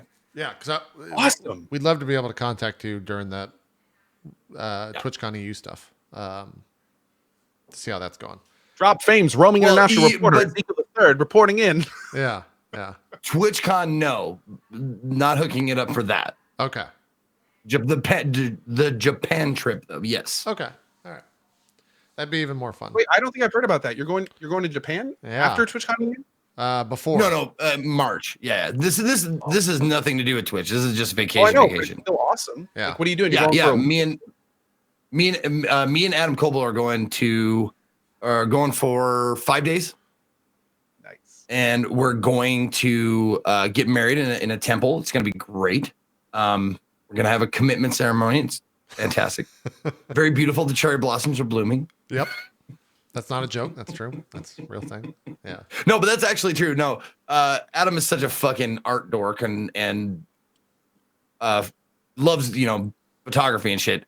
He like emailed me, or I can't remember if he emailed me or DM'd me. He was like, dude, the cherry blossoms are set to bloom the day we arrive. And he was so fucking jacked about it. The reason that's a big deal is because that's like the number one reason why people go to Japan in the spring. Big event. It's a huge thing. So much so that like ticket prices, I'm sure he told you this, but ticket prices like skyrocket like 60-70% once that is like out there and dated on when those are actually going to bloom. So yeah, you should see some cool stuff. Should be fun. I'm excited. Yeah, I'm so excited, man. Yeah. That'll be good. We talked about this prior to the show in terms of what all we would say about it. So I don't know how much we're going to say, but I think a lot of people would want us to address the layoffs yesterday at Blizzard. 800 people were let go after an earnings call was, or I guess before the earnings call. It was kind of shitty. It was shitty, but it was even shittier because it was reported that people were going to get laid off, and then they got laid off. So a lot of people are going into work thinking like, oh God, am I going to have a job after this? And I think it was like 4% of the workforce or something like that. 800 people were let go. And then Bobby Kotick got on the conference call and said, hey, we met all of our goals this year. But 8%? Jesus. 8%. It was double that. Yeah. We met all of our goals this year, and then we're going to let 8% of the workforce go. So, yeah, super shitty. $1 sign-on bonuses, and they went on a hiring blitz last year. I'm sure everything's just going to be great. Yeah. A lot of bad stuff going on out there. Real rough. On the flip side, it's always nice to see whenever stuff like that, which is shitty that it's a common occurrence, but when stuff like that does happen, you always see so many developers out there posting that, hey, we're hiring, and saw a bunch of developers out there saying like, hey guys, I have 60 days before my visa expires. I need a job. Does anyone want to hire me? And like so many companies out there were reaching out to them and trying to work with them to see if they could actually facilitate something like that. So yeah, overall just shitty. By the way, not to defend this situation at all, but as someone in my chat just said, should be Careful. non-dev positions and positions for dead projects. So, yeah, like I of course don't know how far that goes, and I'm sure some people got removed that were still working dudiously, but Yeah. Still is absolutely terrible. Yeah, I think anyone losing a job in that fashion is definitely shit, regardless of what they did on the game in any capacity or what game they were working on, Dead or Alive, etc. Not Dead or Alive, the actual game, but if the game is dead or alive, etc. Yeah, overall, just shitty situation. 100%. There's no other way to spin that. So those are our thoughts. Like I don't really have anything else to say about it. I hope everyone lands on their feet. Yeah. Zeke, any thoughts? I don't really keep up on most of this kind of news, so I don't really have anything like valuable to add at all. Yeah. But I did see a tweet from some people, Twitch staff, saying like, "Hey, Blizzard people, we're hiring. We got some positions open." So that's good. I mean, that was nice. Yeah. And actually, that's if anything, that's the very small silver lining. Is there are a lot of great, extremely talented, worthy, awesome game companies out there that are looking for people, and hopefully those great companies that we all love will pick up some of these folks. So apparently there's something under the desk. Yeah, this fucking dumbass cat's got to get caught in all these cables. I looked up and both you guys were like, no, just making sure this well, it crawled from cat. JP's desk under to mine. He's all, and I was wondering what it was. It felt like a mouse, but it looked like I caught a glimpse. It looked like a possum or something. Look at this cat. This fucking giant ass beast. Oh, that guy. He just won't. He's just everywhere. That's who it was. Get your foot out of my face, cat. God damn it. Yeah, I don't. Yep, sucks. I think that's it for news. We still got to do some other Indie Sunday stuff. So let's finish up the most recent one, Zeke. You started off with a game called Neon Code. Yeah. Okay. This was the most recent Indie Sunday. Neon Code is the name of the game. It's all one word. It is $3, $2.99 on Steam. And the blurb says Neon Code is a 1 hour long cyberpunk retrowave adventure game. It was inspired by classics such as the Blade Runner movies, Miami Vice, Grim Fandango, and the games of Telltale. It is by Fubenalvo, Fubenalvo. It's not much to say about it, really. It's okay. It looks like heard it was made by one guy, like it was like a project he would do on the side for a little bit here and there.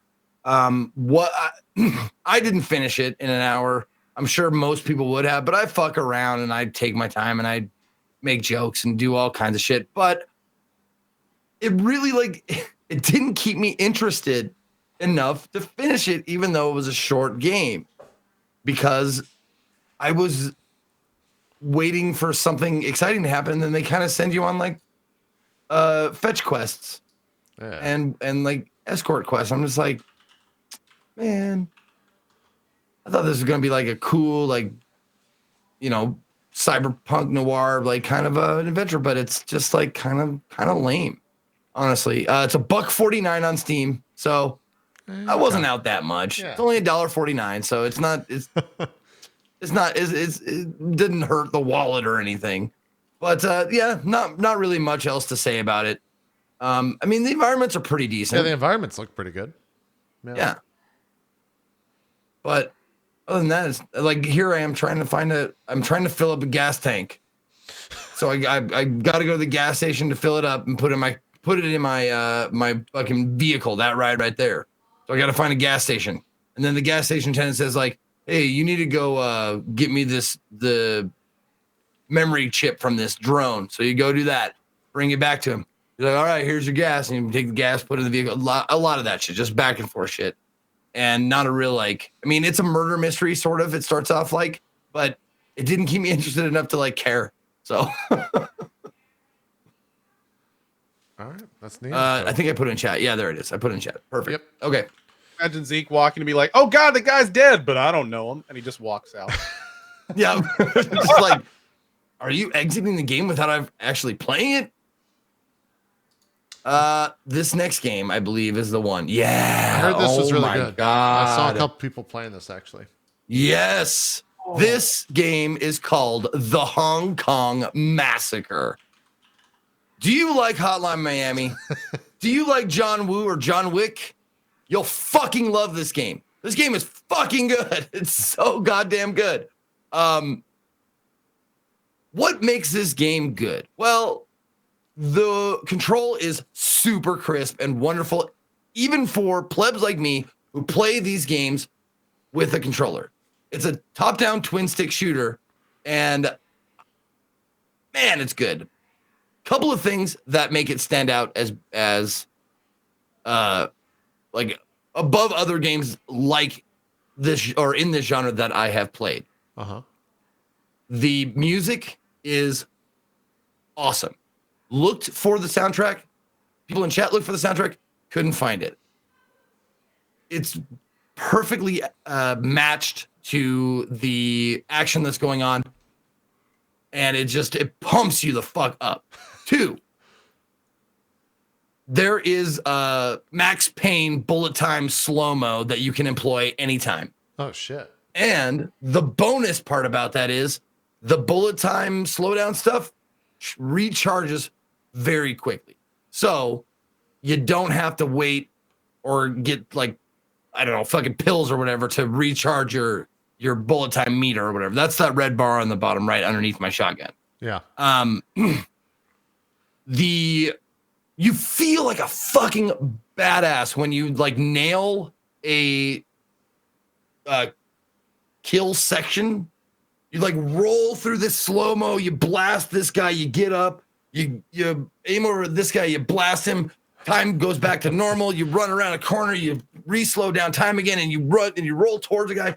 It's a dodge roll system, so like iframes while you're rolling. You can't be hit by bullets. However, if you end your roll and stand up in the like, you'll die. Bullets will kill you. Oh, wait, real quick. It is challenging. Do enemies dodge roll too? Yes, they do. Some of them. Certain ones dodge roll. Yeah, a different level. Also, look at this. You see that little partition there? Sometimes it's difficult to tell what's a door and what's a window, but they'll shoot you right through the window. Like if their reactions, the enemy reaction time is super fast. So if you're not prepared, you'll get fucking murdered a lot. Now, one of the third reason why I like it is because it's challenging, yes, but a beginner player can get through every level with enough trial and error, but it's not hard. It's not difficult enough to make it like super frustrating. But each level they give you challenge stars to purchase upgrades, like no use of slow-mo, finish in this amount of time, every shot you had hit an enemy, like that kind of stuff. You can, if you complete levels like that, that's what it has replayability for that reason. You can replay levels to get all those stars, get more shells for your shotgun, quicker fire rate and stuff like that. So look, see there, I'm sliding underneath the bullets, and then you blast them, and then it's like nonstop, like cool moments. And when you finish a level, you do kind of like feel like a badass. You do these somersault, you blast as you're rolling. It's so fucking fun. The weapon choices are not super varied.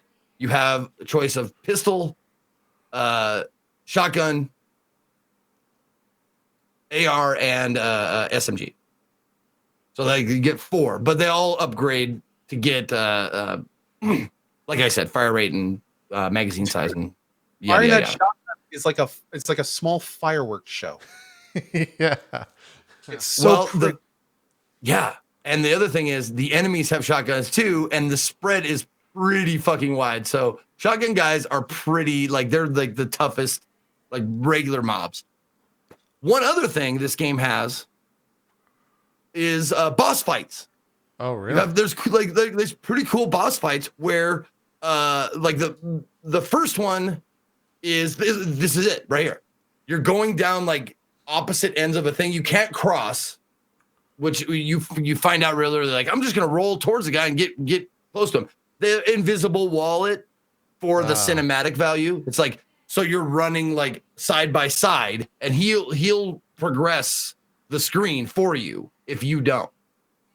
So you're running like side by side, and you got to take shots at him every once in a while he's shooting at you. And there's enemies on your side that are trying to kill you while you're trying to kill him. And it's just, man, it's super fun. It's arcadey, like super goodness. The other thing is the story of it. It's not too bad. It's not too bad. It's just it unravels as it goes along, and every once in a while you see the main character's face. And he's just got this like really like, I don't know, determined but stoic expression on his face. And it just gets more like blood like stained as it goes along. And you're wondering, like, you kind of do want to unravel what's going on. He's massacring people, you think, for revenge. Yeah, it's great. It's fucking awesome. I totally, absolutely, 100% recommend this game. It is $19.99 on Steam. It is made by Vreski, Vreski. Doesn't look like they have any other games. It's made and published by them. And it's, I've said this before, and I'll say it again, and I'll keep saying it. Uh-oh. Good music will make a great game excellent, and that is what it happens in this. The music makes this game so fucking playable because it's driving, and it's pumping, it's pounding, it's great, and it doesn't like reset when you die. The track keeps going, which is maybe a small thing, but it's an important thing. Like, don't reset the song every time. Just let the song keep going. If Hotline Miami is like Kavinsky style music, what would you say this style of music is? Similar? It's action movie more so. Okay.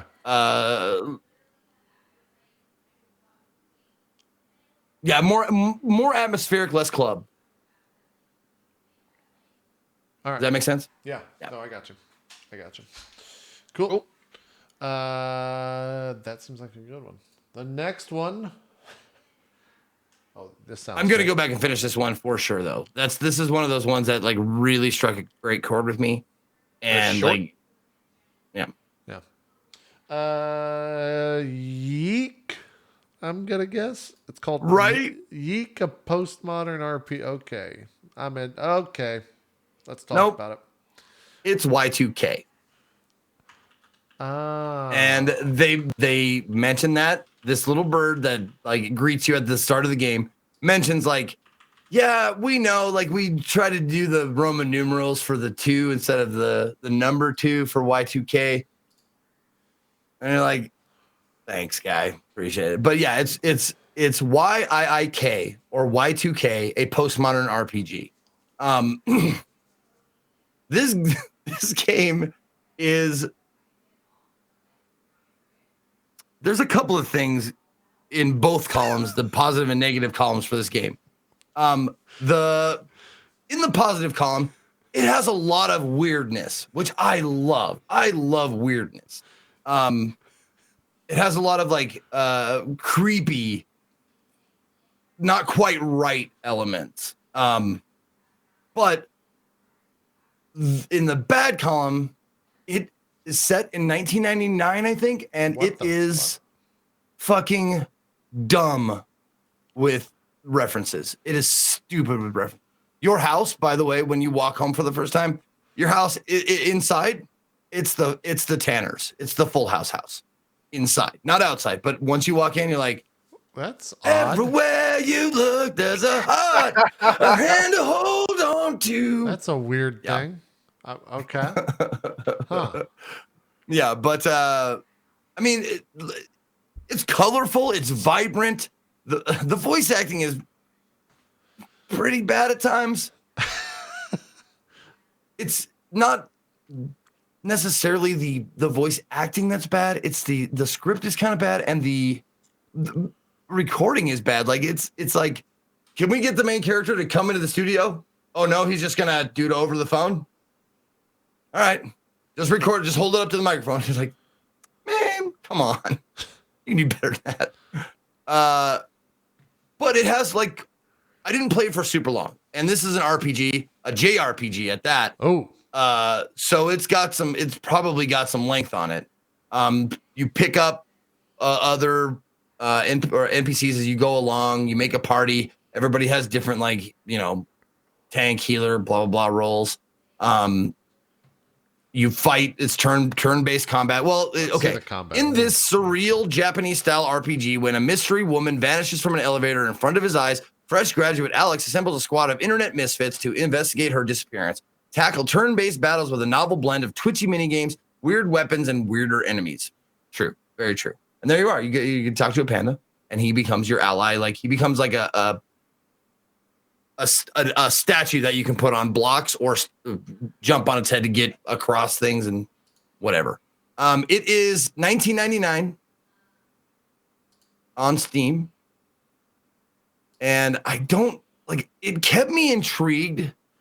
But fuck, man, the references and the voice acting and the attitude. That's the other thing. The main character is a fucking coward. And I don't use this unless I actually mean it. I'm not using it ironically. He's a cowardly beta male. Like, just you don't like him. Like, you just don't like the main character that you play. He's a fucking loser. The main character, Madik. Everyone knows Madik. Yeah. My dick. Yep. That's my dick. You lost me a beta male. Yeah. But that's what I'm saying. Like, it's tough for those reasons. But it kept me going for other like promising reasons. Huh. Y2K postmodern RPG.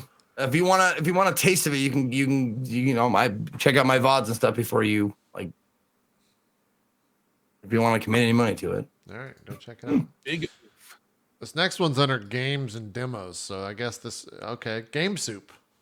It's not in the Twitch library or Twitch lexicon yet because it wasn't released at the time. Oh, Game Soup. I got it like a day early from the devs. Game Soup. It's WarioWare. It's a Wario. Oh, don't go to that. That's nothing. Don't look at that. That's nothing. I didn't play it for very long. That's probably why you skipped over it. But Game Soup is just a collection of minigames. You just play minigames as without dying. And there's noob traps and shit you don't know until you actually have played the game once. Oh. You have to get through it. You have like 5 lives to get through this entire thing. Exactly. That's exactly what it is. And the dev even said, like, this is a WarioWare inspired game for sure. There's references to like other video games like Sonic, Undertale, Plants vs. Zombies, tons of other like really popular games. There's like homages or whatever you want to call them. It didn't take me that long to actually get through it because once you complete 25 levels, you fight the boss, but it does open up different modes. Like there's like a marathon mode, I guess, which means possibly you just go endlessly until you lose. There's speed up mode, which quickens the time in between segments, but it also doubles the time. Like this goes twice as fast and shit like that. There's not much to it, but it's only $2.69. And I had fun. I had fun playing it.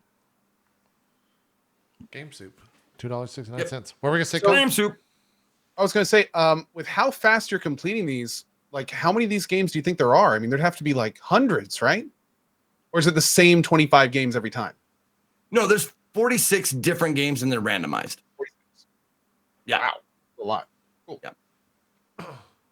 Not bad for what, $2? And yeah, $2.69 right now, so less than $3. And they go super fast, but you'll have to play it a few times before you actually complete it because there's shit like they trick you. Yeah, it's WarioWare. If you've never Yeah. seen a WarioWare game, they're pretty fun actually. Even though they look super simplistic, they're pretty good times. So, $2.69, not bad for this one.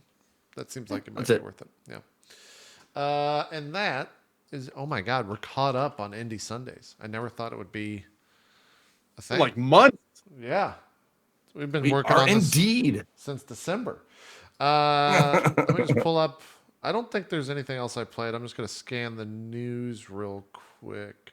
Blizzard. Anybody else playing Magic the Gathering out there? Anybody? Oh, I'm sure Anybody in the chat playing Magic? Magic? Yeah. Sure What's your go-to? I'm Rakdos all the way right now. Like I started off trying to do Gruul, and Rakdos like came around and was like, "Hey, what about Red Black?" And I'm like, "What about it?" It's like, "Give us a shot." I'm like, I see you.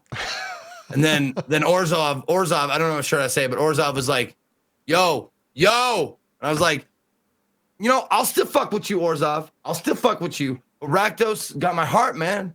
Got my heart. Like, but we're the best. Like, I know you're the best. I'm sorry. No, that's good. Give me some play in my head. I like it. Blizzard's out there as of 6 hours ago saying they have no major game plan for 2019. That's a great thing to follow up a 800-person layoff after an earnings call yesterday. It's just killing it right now. They're just killing it. Do what? I missed it. Oh, Blizzard just says they don't have any games coming out this year. They don't have any big games, so it's good. Obviously, we have Anthem. We've got Metro. Sorry, you guys just lost stuff because I'm trying to find a video. Yeah, isn't there like 3 huge games coming out? I didn't even know that Far Cry was coming out on Friday, but that's a game also releasing on Friday that I just completely forgot about, and I don't know. Yeah. Which I and you guys probably could. We'll be playing tomorrow. Yeah. I'll probably tune into that to see what it's like. This is something that you tweeted out, or no, sorry, you told me about before the show today, and I'm mostly checking this out on my own interest. But this is all the RTX stuff that's going to be in Metro this week. Like it's launching with RTX, right? Like that's this is a 6-minute video that was released today, and it goes around some of the levels of Metro. And what's nice about this video is basically the entire video is just switching constantly between RTX on and off, so you can see like exactly what RTX is. There's some really, like, you can see right there, like it's a lot more of a difference than I thought it would be. I thought it was just going to be like a few lighting and shadow things, but it like changes everything you see. Yeah. So this is going to be kind of wild. That looks good. They also, for anyone that is interested in playing this themselves, NVIDIA released a new patch today that they said is going to be the best patch to be using for Metro Exodus if you're planning on using RTX. I finally installed my 2080 Ti just for this. Oh yeah, yeah. I need to grab another one for some reason. Oh, little side notes. Check the Metro Twitter at some point. Reviews are coming out for Exodus. Yeah, I saw that. There's some really impressive things coming out about Metro Exodus. This is the best first-person shooter since Fallout 2, or since Half-Life 2. Jeez. This is the new best post-apocalyptic game ever released. I saw that one, yeah.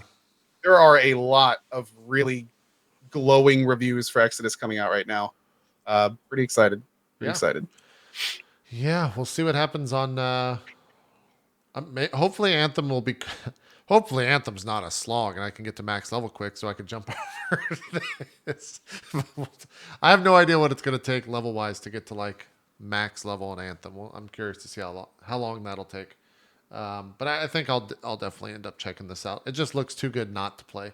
To me, this is what I always wanted Fallout to look like, but Fallout always just looked so much worse than this, in my opinion. So, I got really confused by that a second ago. Okay. No, yeah, they were. It was kind of grayscale. Yeah. So we'll have this to talk about next week, which will be exciting. With Anthem and with I guess some Far Cry. Zeke, Yeah, you're doing Anthem day one, right? yeah, I'm gonna. Well, so I've heard so many different things. I was told last week It's out today. that I could play Anthem today, and then I was told that no, never mind. You can only play Friday with the early access Origin thing, and now I'm being told as of an hour ago via chat that we can play tomorrow at 5:30 p.m. Eastern. They have bumped up the Origin Premier Access players, so the people that are getting the 7-day head start can apparently play tomorrow at 5:30 p.m. EST. Yeah, so I guess me and Gassy Mexican and Strippin and whoever will be checking it out tomorrow. It's because the launch times are weird. Well, it's that I mean, the meme is that fucking stupid infographic they put out with like 3,000 boxes on it on what you get for each version of the game, and that you thing, need a key and a cipher Yeah. to figure out when your damn release is. yeah, That's a problem. yeah, Like, holy shit, man. it's fucking crazy. It's legitimately fucking crazy, And also, like, what is the deal with just basically screwing console players? right? Like, don't get me wrong, I'm a PC player, but like, it's like, oh, if you're playing on PC, we'll just let you play a week early. It's kind of like, is this going to screw up your release times? Are you like what? I don't. Just strange, man. Yeah. Anyways, have we talked about cumulative subs at all? Someone in chat was asking if we were going to chat about it.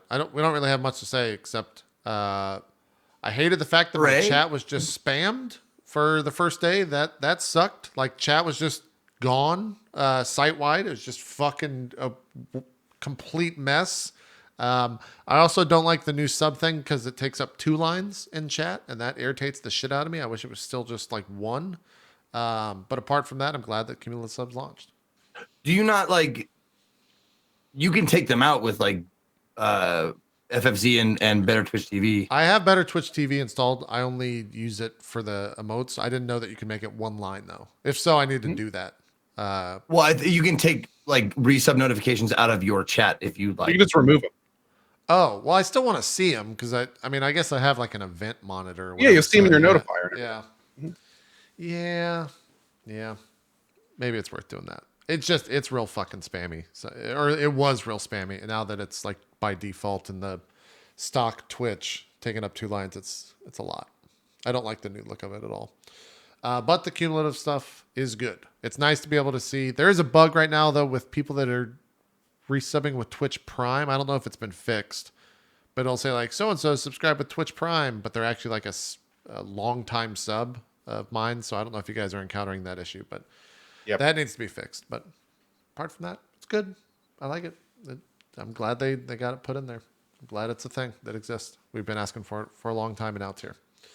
And I think that's it. Oh, do you guys have any plans on checking out Astroneer since it hit 1.1 or 1.0 this past week? I think it's called Astroneer. Like to eventually. Yeah. Not in a rush though. Okay. I think Zeke's checking out to see if he's played that before. If not, I played it a while back. Oh. You should put on it's kind Andy of a cool Sunday, game. Zeke. Oh, there you go. Yeah, that'd be good.